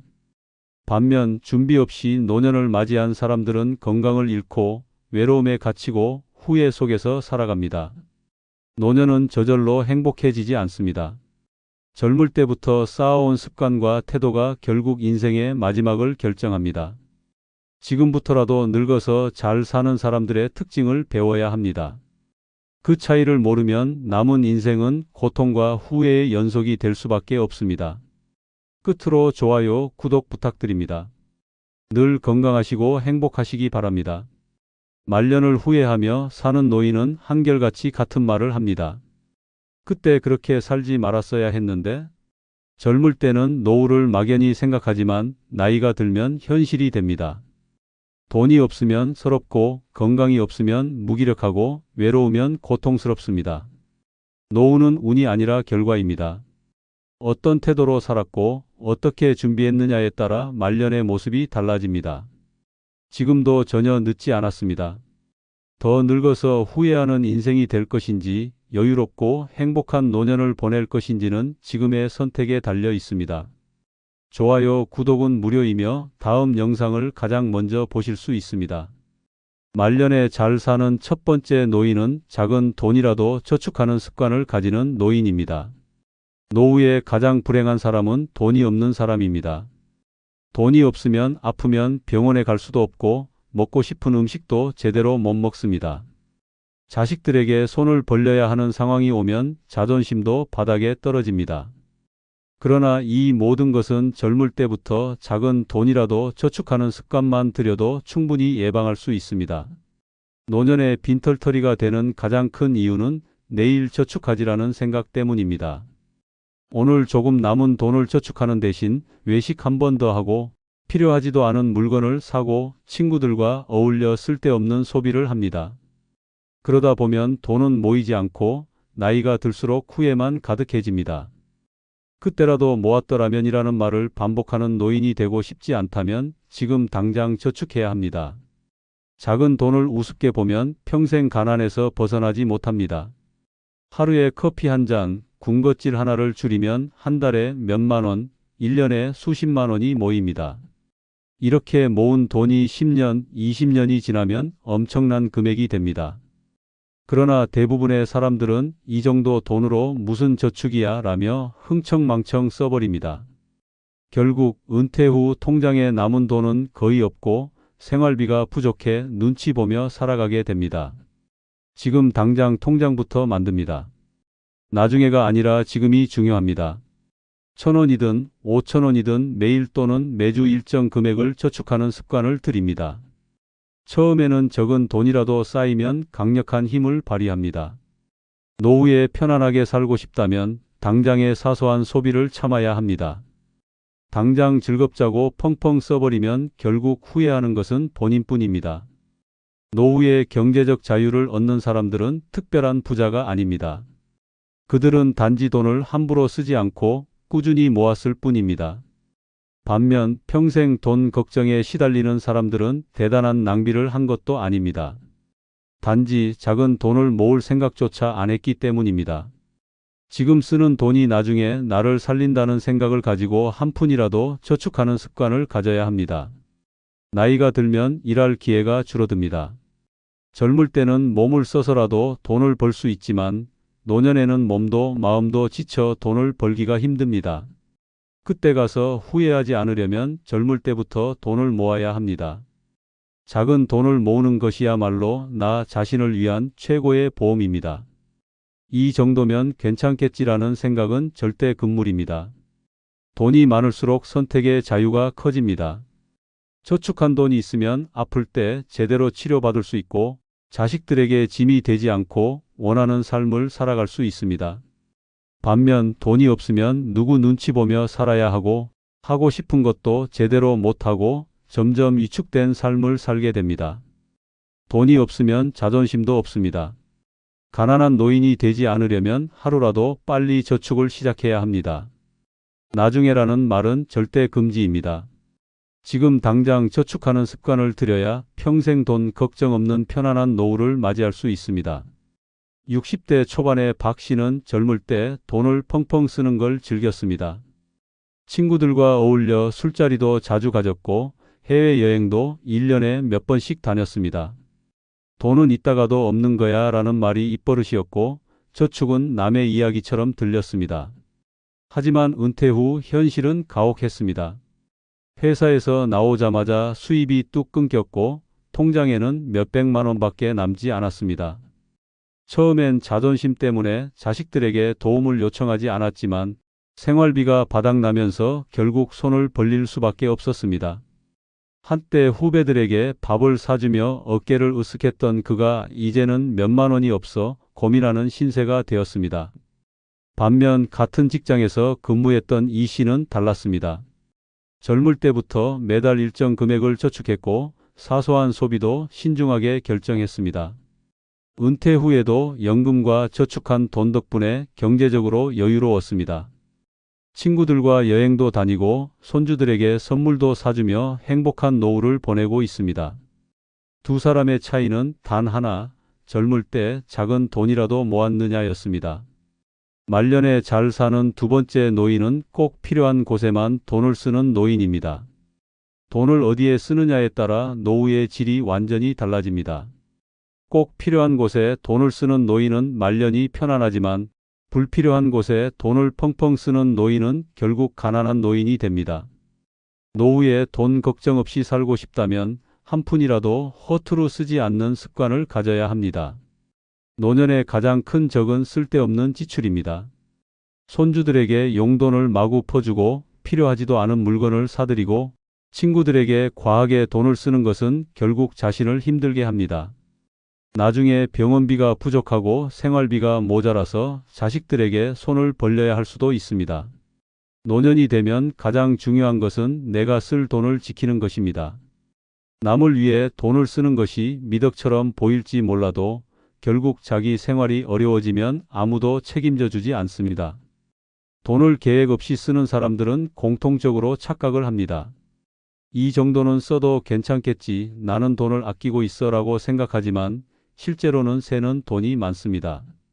마트에서 필요 없는 물건을 충동적으로 사고 친구들과 만나면 분위기에 휩쓸려 필요 이상으로 돈을 씁니다.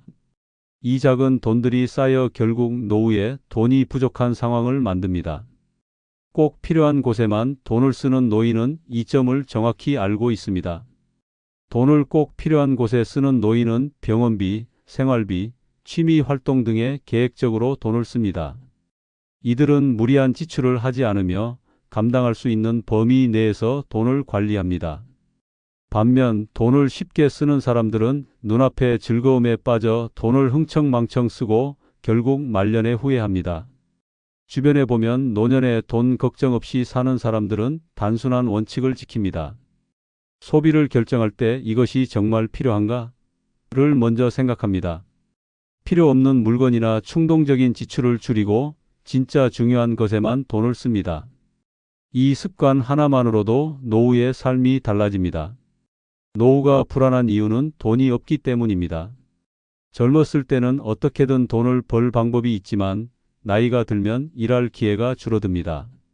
이때 돈이 부족하면 선택지가 사라집니다.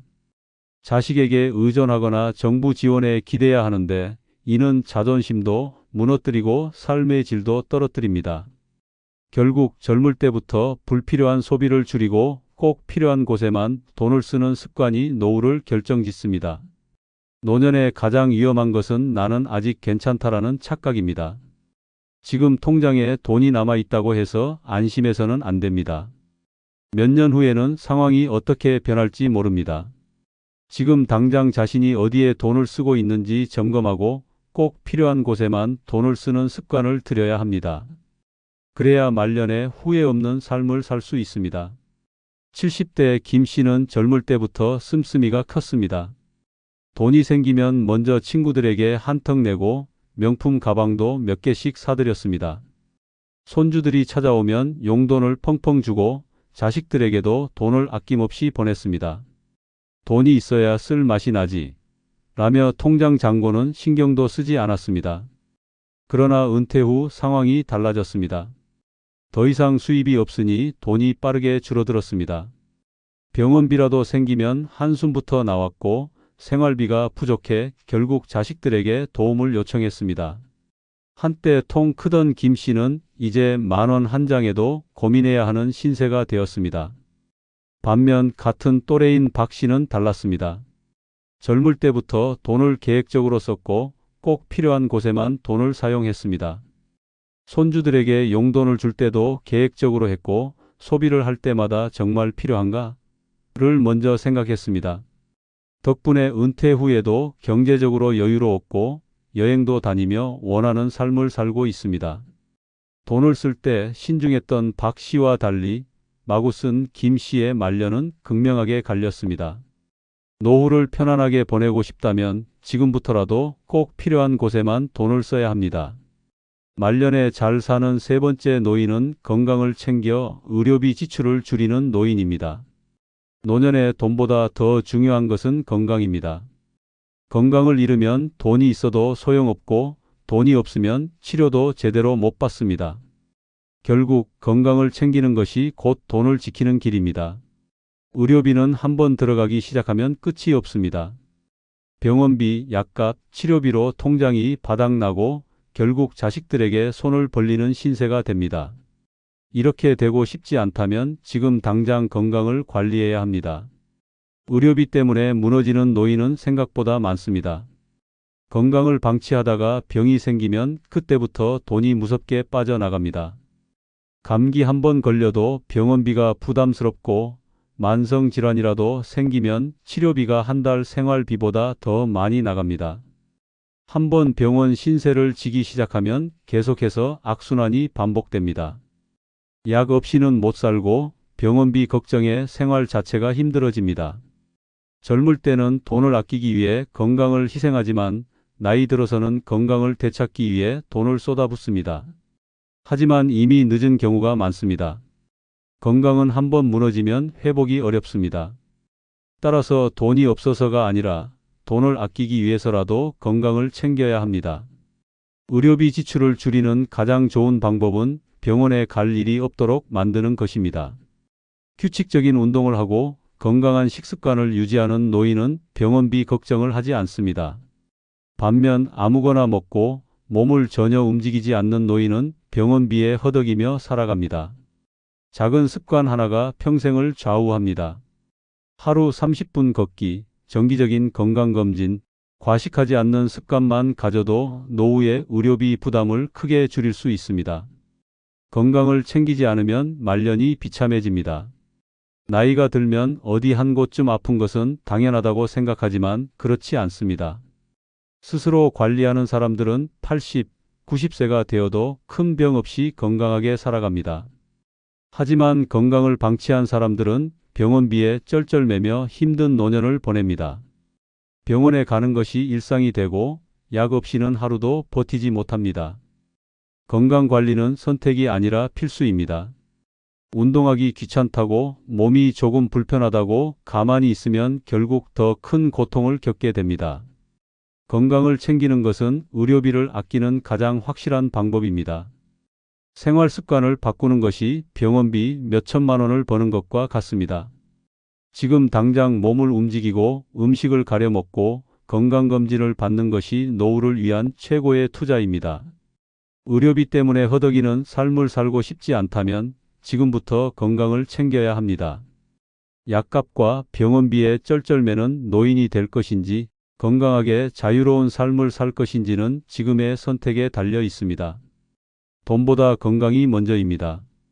건강한 노인은 의료비 걱정 없이 행복하게 살지만 건강을 잃은 노인은 남은 돈까지 다 잃고 힘든 말년을 보내게 됩니다. 결국 건강을 지키는 것이 최고의 노후 대비입니다. 70대 최 씨는 젊을 때 건강 따위는 신경 쓰지 않았습니다. 고기와 술을 즐겼고 운동은 귀찮다고 하지 않았습니다. 나중에 관리하면 되지라며 대수롭지 않게 넘겼습니다. 하지만 나이가 들면서 몸이 무너지기 시작했습니다. 혈압이 오르고 당뇨까지 찾아왔습니다. 병원에 다니기 시작하니 돈이 끝도 없이 나갔습니다. 약값만 해도 한 달 생활비의 절반을 차지했고 정기검사 비용까지 부담이 되었습니다. 결국 모아둔 돈은 빠르게 줄어들었고 병원비 걱정에 한숨 쉬는 날이 많아졌습니다. 반면 같은 나이의 박 씨는 달랐습니다. 젊을 때부터 건강을 챙겼고 매일 운동하며 음식을 조절했습니다. 덕분에 병원 갈 일이 거의 없었고 약값도 들지 않았습니다. 의료비 걱정이 없으니 여행도 다니고 여유롭게 노후를 즐겼습니다. 두 사람의 차이는 단순했습니다. 한 명은 건강을 방치했고 한 명은 미리 관리했습니다. 결과는 극명하게 갈렸습니다. 건강을 지키는 것이야말로 가장 확실한 노후 대비입니다. 말년에 잘 사는 네 번째 노인은 자녀에게 무리한 경제적 지원을 하지 않는 노인입니다. 노년의 가장 어리석은 선택 중 하나는 자녀에게 지나치게 돈을 퍼주는 것입니다. 부모로서 자식을 돕고 싶은 마음은 이해되지만 무리한 경제적 지원은 결국 부모도 자식도 불행하게 만듭니다. 노후 자금을 자녀에게 쏟아붓다가 정작 본인은 생활비조차 부족한 상황에 내몰리는 경우가 많습니다. 나중에 자식이 나를 도와주겠지라는 기대는 위험합니다. 결국 돈을 다 쓰고 나면 외로운 노년만 남습니다. 자식이 힘들다고 하면 부모는 당연히 돕고 싶어 합니다. 하지만 그 도움은 어디까지나 내가 감당할 수 있는 선에서 이루어져야 합니다. 집을 사준다며 퇴직금을 몽땅 내주고 결혼 비용을 대느라 노후 자금을 탕진하는 것은 어리석은 일입니다. 자녀를 위한 것이 아니라 결국 부모 본인의 노후를 망치는 일입니다. 돈을 계속 퍼주면 자녀는 부모를 의지하게 됩니다. 부모가 평생 희생하며 키운 자녀가 오히려 부모를 돈줄로 여기기 시작합니다. 처음에는 미안해하던 자녀도 시간이 지나면 당연하게 생각합니다. 부모의 노후를 생각하기는커녕 더 많은 돈을 기대하는 경우도 많습니다. 결국 부모는 자식을 위해 희생했지만 자식은 부모를 부담스러워하며 멀어지는 악순환이 반복됩니다. 노년에 돈이 없으면 비참해집니다. 생활비가 부족해 자식에게 손을 벌려야 하고 병원비 걱정에 병이 나도 제대로 치료받지 못합니다. 자식에게 돈을 쏟아붓고 남은 건 빈 지갑과 외로움뿐입니다. 부모가 경제적으로 무너지면 자녀도 부담을 느낍니다. 결국 자식도 힘들어지고 부모도 힘들어지는 최악의 상황이 됩니다. 자녀를 돕고 싶다면 현금을 퍼주는 대신 경제적인 조언을 해주는 것이 더 현명합니다. 자녀가 스스로 경제적 독립을 할 수 있도록 돕는 것이 진정한 부모의 역할입니다. 필요할 때 적당한 도움을 주되 절대로 노후 자금을 넘겨서는 안 됩니다. 부모가 경제적으로 안정되어야 자식도 마음 편하게 살아갈 수 있습니다. 돈을 지키는 것은 단순한 욕심이 아니라 존엄한 노년을 위한 필수 조건입니다. 경제적으로 자립한 부모가 되는 것이야말로 자녀에게 가장 큰 본보기가 됩니다. 부모가 자식에게 베푸는 것은 당연하다는 생각을 버려야 합니다. 노후 자금은 누구를 위해서가 아니라 오롯이 자신의 미래를 위해 남겨두어야 합니다. 자녀가 아무리 힘들어도 부모가 경제적으로 무너지면 안 됩니다. 자식은 언젠가 부모를 떠나지만 부모는 스스로의 삶을 책임져야 합니다. 노년의 경제적 자유를 지키는 것이야말로 행복한 말년을 위한 최선의 선택입니다. 60대 이 씨는 아들이 결혼할 때 전세 자금을 보태주고 사업한다고 할 때도 큰돈을 지원했습니다. 내가 해줄 수 있을 때 도와줘야지라는 마음이었습니다. 하지만 시간이 지나도 아들은 돈을 갚을 생각을 하지 않았고 오히려 부모에게 의존하는 습관이 생겼습니다. 어느 날 이 씨가 생활비가 부족해 아들에게 도움을 요청하자 돌아온 대답은 냉정했습니다. 아버지가 해준 거야 고맙지만 저도 사느라 힘들어요. 반면 같은 나이의 박 씨는 달랐습니다. 자녀에게 무리한 지원을 하지 않고 스스로 경제적 자립을 하도록 도왔습니다. 덕분에 노후 자금이 부족하지 않았고 자식에게 손 벌리지 않고도 여유롭게 살았습니다. 자식과의 관계도 부담 없이 좋았습니다. 돈을 퍼주는 것이 사랑이 아닙니다. 무리한 지원은 부모도 자식도 불행하게 만듭니다. 노후에 후회하지 않으려면 내 돈은 끝까지 내 손에 남겨야 합니다. 말년에 잘 사는 다섯 번째 노인은 긍정적인 마음가짐을 유지하는 노인입니다. 노년에 가장 불행한 사람은 돈이 없는 사람이 아니라 불평불만이 가득한 사람입니다. 긍정적인 마음을 가진 노인은 같은 상황에서도 행복하게 살지만 부정적인 사람은 늘 불행합니다.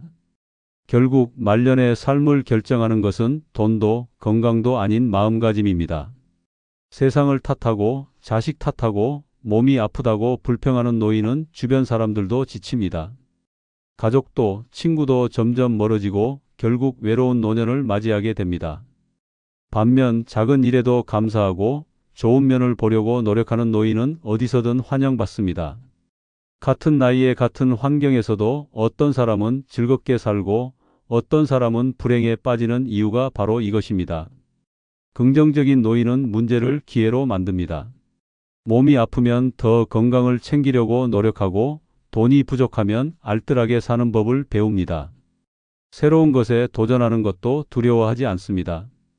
덕분에 삶이 활기차고 늙어도 즐겁게 살아갑니다. 반면 부정적인 사람은 작은 문제도 크게 키웁니다. 몸이 아프면 세상이 끝난 것처럼 좌절하고 돈이 부족하면 원망만 가득합니다. 결국 부정적인 생각이 쌓여 병을 만들고 외로움을 부릅니다. 긍정적인 마음을 가지면 주변 사람들도 달라집니다. 늘 밝고 즐거운 노인은 가족도 자주 찾고 친구들도 함께하고 싶어 합니다. 하지만 불평이 가득한 사람은 점점 외면받습니다. 결국 노년의 삶을 결정하는 것은 외부 환경이 아니라 스스로의 태도입니다. 나이가 들수록 더 많이 웃어야 합니다. 인생을 즐기겠다는 태도가 중요합니다. 사소한 일에도 감사하고 지금 할 수 있는 것에 집중해야 합니다. 세월은 피할 수 없지만 마음먹기에 따라 노후의 질은 완전히 달라집니다. 말년을 후회 없이 살고 싶다면 지금 당장 긍정적인 태도를 가져야 합니다. 세상을 원망하며 불행을 선택할 것인지 감사하며 행복을 선택할 것인지는 오직 자신에게 달려 있습니다. 긍정적인 노인이 결국 가장 잘 사는 노인입니다. 70대 김 씨는 하루 종일 불평불만이 가득했습니다. 자식들은 연락도 안 한다. 나이 드니 할 것도 없다라며 입만 열면 한숨이었습니다. 동네 친구들과 만나도 부정적인 이야기만 하다 보니 점점 사람들도 멀어졌습니다. 혼자 있는 시간이 늘어날수록 더 우울해졌고 결국 외로운 노년을 보내게 되었습니다. 반면 같은 나이의 박 씨는 달랐습니다. 비슷한 환경이었지만 늘 긍정적인 태도를 유지했습니다. 자식들이 바빠도 잘 살고 있는 게 다행이지 지금도 이렇게 걸을 수 있으니 감사하지라고 생각했습니다. 덕분에 주변에 사람들이 끊이지 않았고 자식들도 자주 찾아왔습니다. 여행도 다니고 취미 생활도 즐기며 활기찬 노후를 보냈습니다. 같은 나이, 같은 상황에서도 생각하기 나름이었습니다. 긍정적인 노인은 행복하게 살지만 부정적인 노인은 외롭게 삽니다. 결국 말년을 결정하는 것은 마음가짐입니다. 끝으로 좋아요, 구독 부탁드립니다. 감사합니다. 혹시 외로움을 이기기 위해 재혼을 고민하고 있지는 않습니까? 나이가 들면 혼자라는 사실이 더욱 크게 다가옵니다. 그래서 많은 사람들이 누군가 옆에 있어 주기만 해도 좋겠다 는 생각으로 재혼을 결심합니다. 하지만 현실은 결코 그렇게 단순하지 않습니다. 혼자가 외롭다고 해서 무작정 재혼을 결정했다가는 차라리 혼자가 더 나았다 라는 후회를 남길 수도 있습니다. 지금부터 노년에 재혼하면 절대 안 되는 4가지 이유를 알려드리겠습니다. 재혼을 고민하고 있다면 이 4가지를 반드시 따져보십시오. 그렇지 않으면 내 남은 인생이 송두리째 흔들릴 수도 있습니다. 좋아요, 구독 누르시면 복이 옵니다. 첫 번째 이유는 상대방이 내 재산을 노릴 수도 있습니다. 노년에 재혼을 고민할 때 가장 경계해야 할 것은 상대방이 진짜 나를 원하는 것인지 아니면 내 재산을 원하는 것인지입니다. 나이가 들수록 외로움이 커지고 누군가 옆에 있어 주기만 해도 마음이 흔들릴 수 있습니다. 하지만 감정에 휩쓸려 재혼을 결정했다가 평생 피땀 흘려 모은 재산을 한순간에 빼앗기는 경우가 적지 않습니다. 특히 노년의 재혼에서는 경제적인 문제와 상속이 복잡하게 얽힐 가능성이 큽니다. 처음에는 상대방이 따뜻하게 다가오고 나를 진심으로 아껴주는 것처럼 보일 수 있습니다. 하지만 시간이 지나면서 내 재산을 어떻게 하면 자기 몫으로 만들 수 있을지 계산하는 사람들도 많습니다. 노년에 재혼한 후 예상치 못한 법적 문제나 경제적 손실로 인해 인생이 송두리째 흔들리는 사례는 수도 없이 많습니다. 가장 흔한 경우는 결혼 후 상대방이 경제적으로 의존하며 점점 더 많은 재산을 요구하는 것입니다. 처음에는 사소한 부탁으로 시작됩니다. 우리도 부부인데 생활비를 같이 쓰는 게 당연하지 않아? 내가 돈이 부족한데 조금만 도와줄 수 있어? 같은 말이 반복되다 보면 어느새 상대방의 생활을 책임지고 있는 내 모습을 발견하게 됩니다. 더 큰 문제는 법적으로 재산이 얽히는 순간부터 시작됩니다. 혼인신고를 하면 배우자는 법적으로 내 재산에 대한 권리를 가질 수 있습니다. 만약 내가 먼저 세상을 떠나면 내가 평생 아끼고 모은 돈과 집이 내 자식이 아닌 배우자와 그 가족들에게 돌아갈 수도 있습니다. 일부 사람들은 이를 노리고 재혼을 선택하기도 합니다. 재혼 후 예상하지 못한 빚이 생기는 경우도 많습니다. 상대방이 결혼 전에 빚이 있었지만 숨기고 있었다면 결혼한 순간부터 나는 그 빚의 일부를 함께 떠안아야 할 수도 있습니다. 심지어 상대방이 내 명의로 대출을 받거나 내 재산을 담보로 돈을 빌리는 상황이 벌어질 수도 있습니다. 이혼을 선택한다고 해도 문제는 끝나지 않습니다. 나이가 들수록 이혼은 더 복잡해지고 재산 분할로 인해 내가 모은 돈을 상당 부분 잃어버릴 수도 있습니다. 결국 상대방을 만나기 전보다 경제적으로 더 불안정한 상태가 되어버리는 것입니다. 가장 두려운 것은 모든 것을 잃고 난 후에야 상대방의 진짜 목적을 깨닫는 것입니다. 처음에는 사랑이라 믿었지만 결국 남은 것은 텅 빈 통장과 깊은 배신감뿐인 경우가 많습니다. 노년의 재혼은 나를 위한 것이어야 합니다. 하지만 상대방이 내 재산을 노리고 있다면 그 관계는 결국 고통과 후회만 남게 됩니다. 재혼을 고민하고 있다면 상대가 진심으로 나를 사랑하는 사람인지 아니면 내 재산까지 함께 하려는 사람인지 반드시 확인해야 합니다. 잘못된 재혼은 내 평생의 재산을 한순간에 사라지게 만들 수도 있습니다.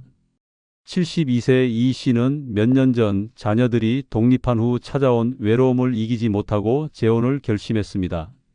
상대는 같은 연령대의 여성으로 서로 의지하며 따뜻하게 살자며 다정하게 다가왔습니다.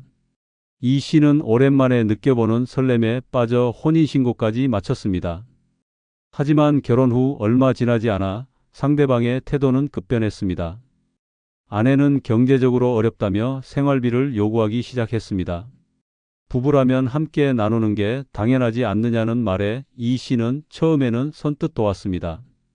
하지만 점점 더 큰 금액을 요구했고 심지어 집을 내 명의로 돌려놓자 돈이 필요하니 적금을 해약해달라는 요구까지 하기 시작했습니다.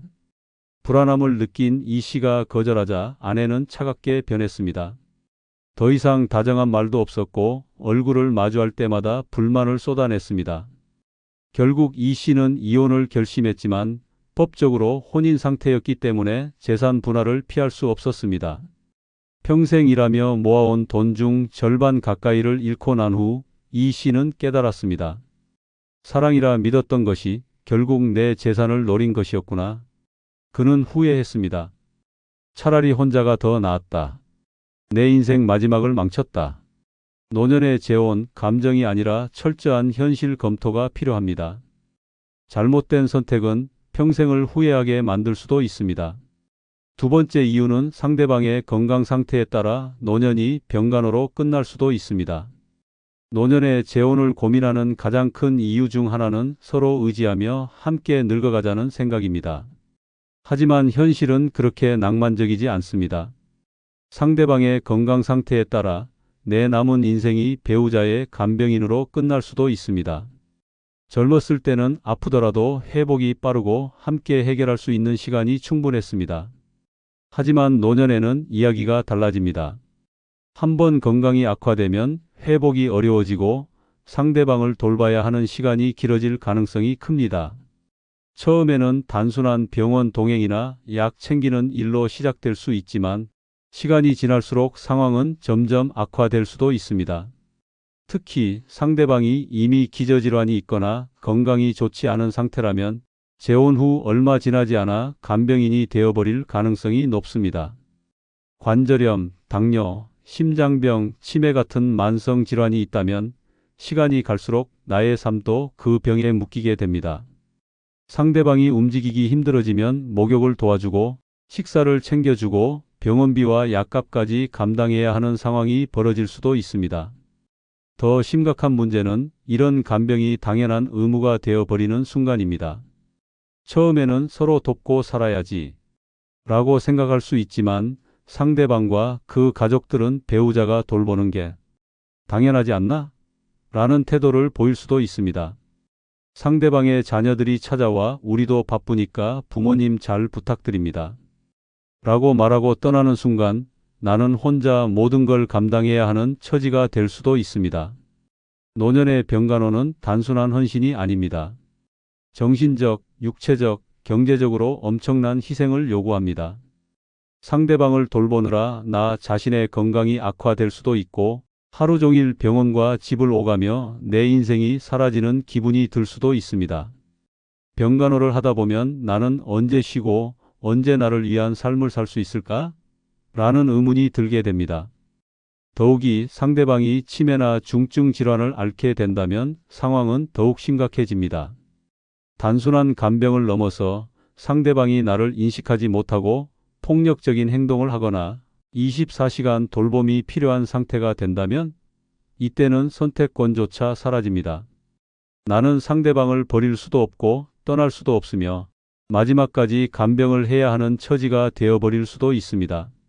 노년의 재혼은 행복하기 위해 하는 것이지 또 다른 희생을 위해 하는 것이 아닙니다.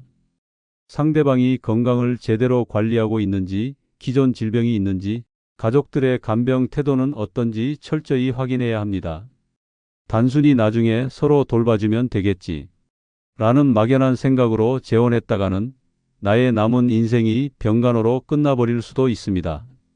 이 씨는 몇 년 전 혼자가 외로워 재혼을 결심했습니다. 상대는 다정하고 이해심 많은 남성이었고 함께 노후를 즐길 생각에 망설임 없이 결혼을 결정했습니다. 하지만 결혼 후 몇 개월 지나지 않아 남편이 심각한 건강 문제를 앓고 있다는 사실을 알게 되었습니다. 남편은 이미 고혈압과 당뇨, 관절염을 앓고 있었지만 이를 숨긴 채 결혼을 강행했습니다. 결혼 후 병세가 악화되자 이 씨는 자연스럽게 간병인이 되어야 했습니다. 처음에는 병원에 함께 가고 약을 챙겨주는 정도였지만 남편이 거동이 불편해지면서 식사 준비, 대소변 처리, 밤새 돌봄까지 모든 것이 이 씨의 몫이 되었습니다. 더욱 충격적인 것은 남편의 자녀들이 찾아와 새엄마가 돌봐주는 게 당연하다는 태도를 보였다는 점이었습니다. 아무도 도와주지 않았고 이 씨는 끝없는 간병에 지쳐갔습니다. 결국 나는 남편이 아니라 환자와 결혼한 것이었구나 라는 생각이 들었지만 이미 늦었습니다. 이혼을 고민했지만 법적 문제와 주변의 시선이 걸림돌이 되었습니다. 차라리 혼자가 더 나았다. 이 씨는 후회했습니다. 노년의 재혼, 감정이 아니라 현실을 따져야 합니다. 잘못된 선택은 내 남은 인생을 간병의 굴레로 만들어버릴 수도 있습니다. 세 번째 이유는 재혼 후 후회해도 다시 혼자가 되기가 쉽지 않습니다. 노년의 재혼을 고민하는 가장 큰 이유 중 하나는 외로움입니다. 누군가 옆에 있어 주기만 해도 삶이 더 행복해질 거라는 기대를 하게 됩니다. 하지만 현실은 냉혹합니다. 막상 재혼을 하고 나면 함께하는 것보다 혼자가 더 나았다는 사실을 깨닫게 되는 경우가 많습니다. 문제는 그때 가서 후회해도 다시 혼자가 되는 것이 쉽지 않다는 것입니다. 젊었을 때는 관계가 맞지 않으면 헤어질 수도 있고 이혼 후 다시 새 출발을 할 기회도 많았습니다. 하지만 노년에 재혼한 후 이혼을 결심하는 것은 젊었을 때보다 몇 배나 더 어려운 일이 됩니다. 경제적인 문제, 주변의 시선, 감정적인 부담 등이 얽혀 쉽게 결정을 내릴 수 없는 상황이 되어버립니다.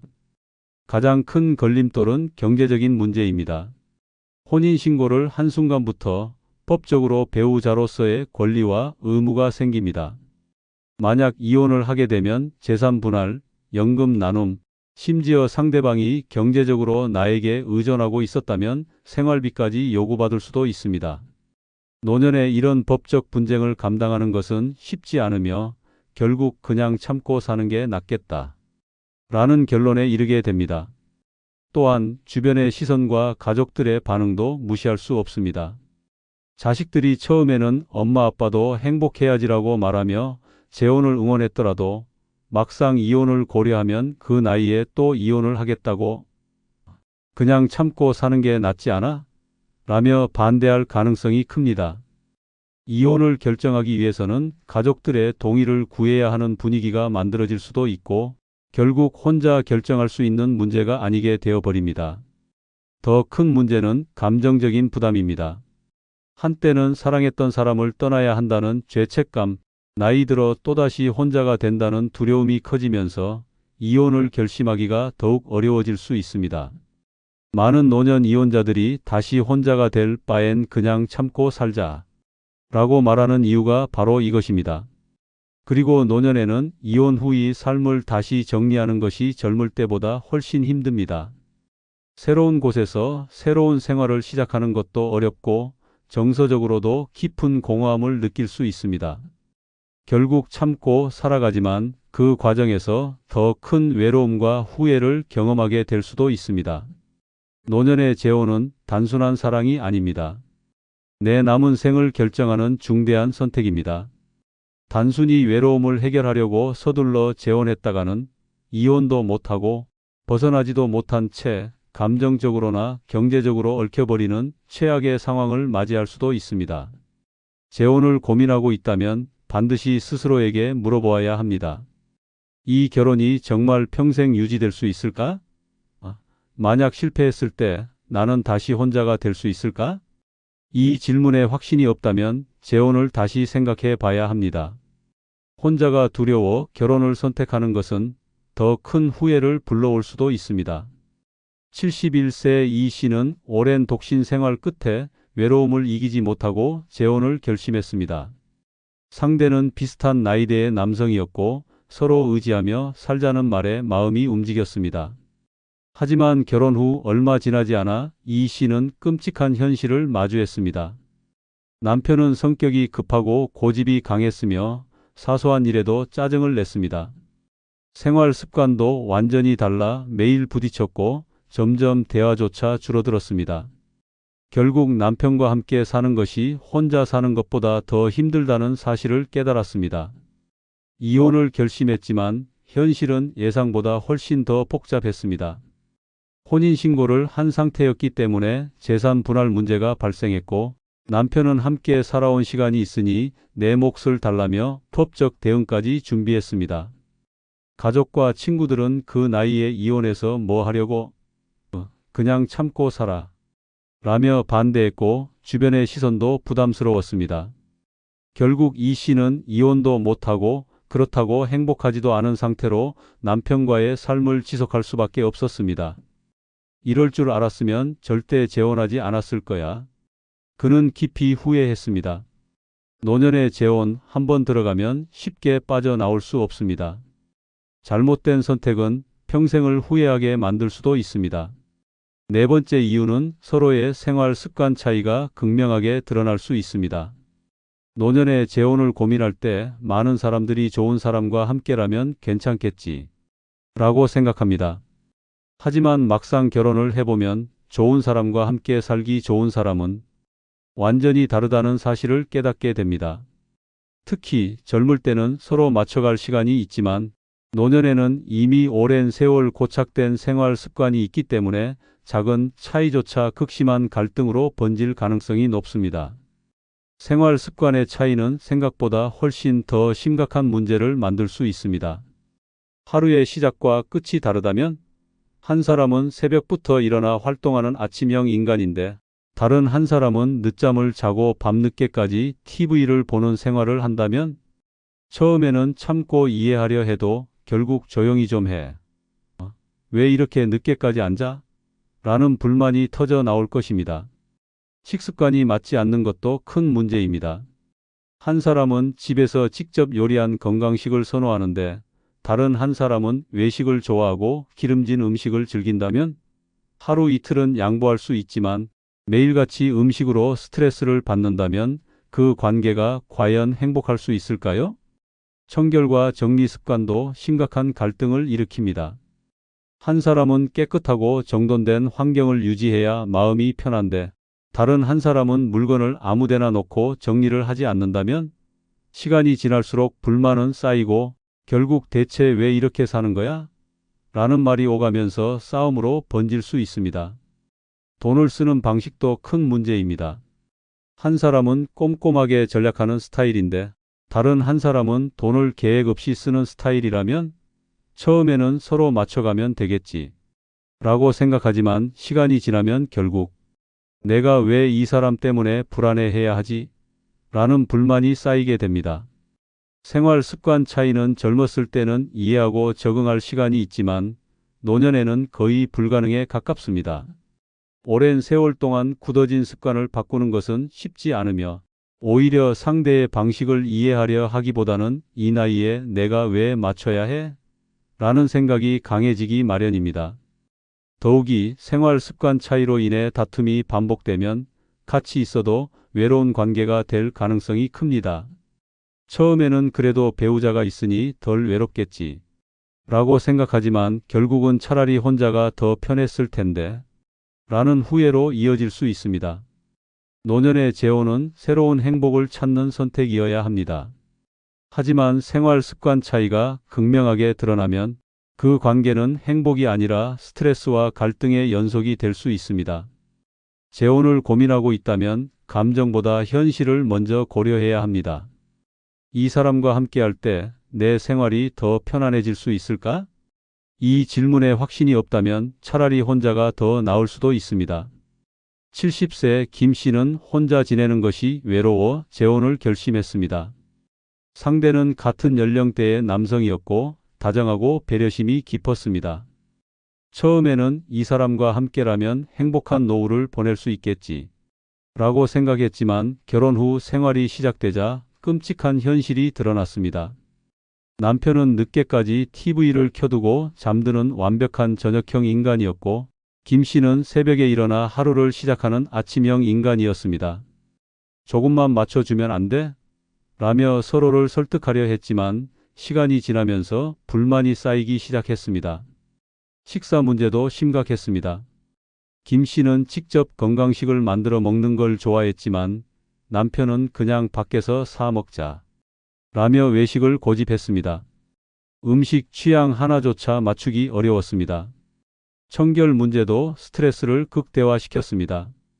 깔끔한 환경을 유지해야 마음이 편한 김 씨와 옷을 아무 데나 벗어두고 설거지도 미루는 남편. 처음에는 참고 살려고 했지만 하루하루가 지옥이었습니다. 결국 김 씨는 재혼을 후회하며 이혼을 결심했지만 주변의 시선과 법적 문제로 인해 쉽게 관계를 정리할 수도 없었습니다. 차라리 혼자가 더 행복했다. 김 씨는 뒤늦게 깨달았습니다. 잘못된 재혼은 평생을 스트레스와 후회로 가득 채울 수도 있습니다. 재혼을 고민하고 있다면 지금 곁에 있는 사람이 정말 함께할 가치가 있는 사람인지 아니면 내가 짊어져야 할 또 하나의 짐이 될 사람인지 다시 한번 냉정하게 판단해야 합니다. 혼자가 두려워 무작정 결혼을 선택하기보다는 혼자서도 행복한 삶을 만드는 것이 더 나을 수도 있습니다. 끝으로 좋아요, 구독과 주변 사람들에게 많은 공유 부탁드립니다. 감사합니다.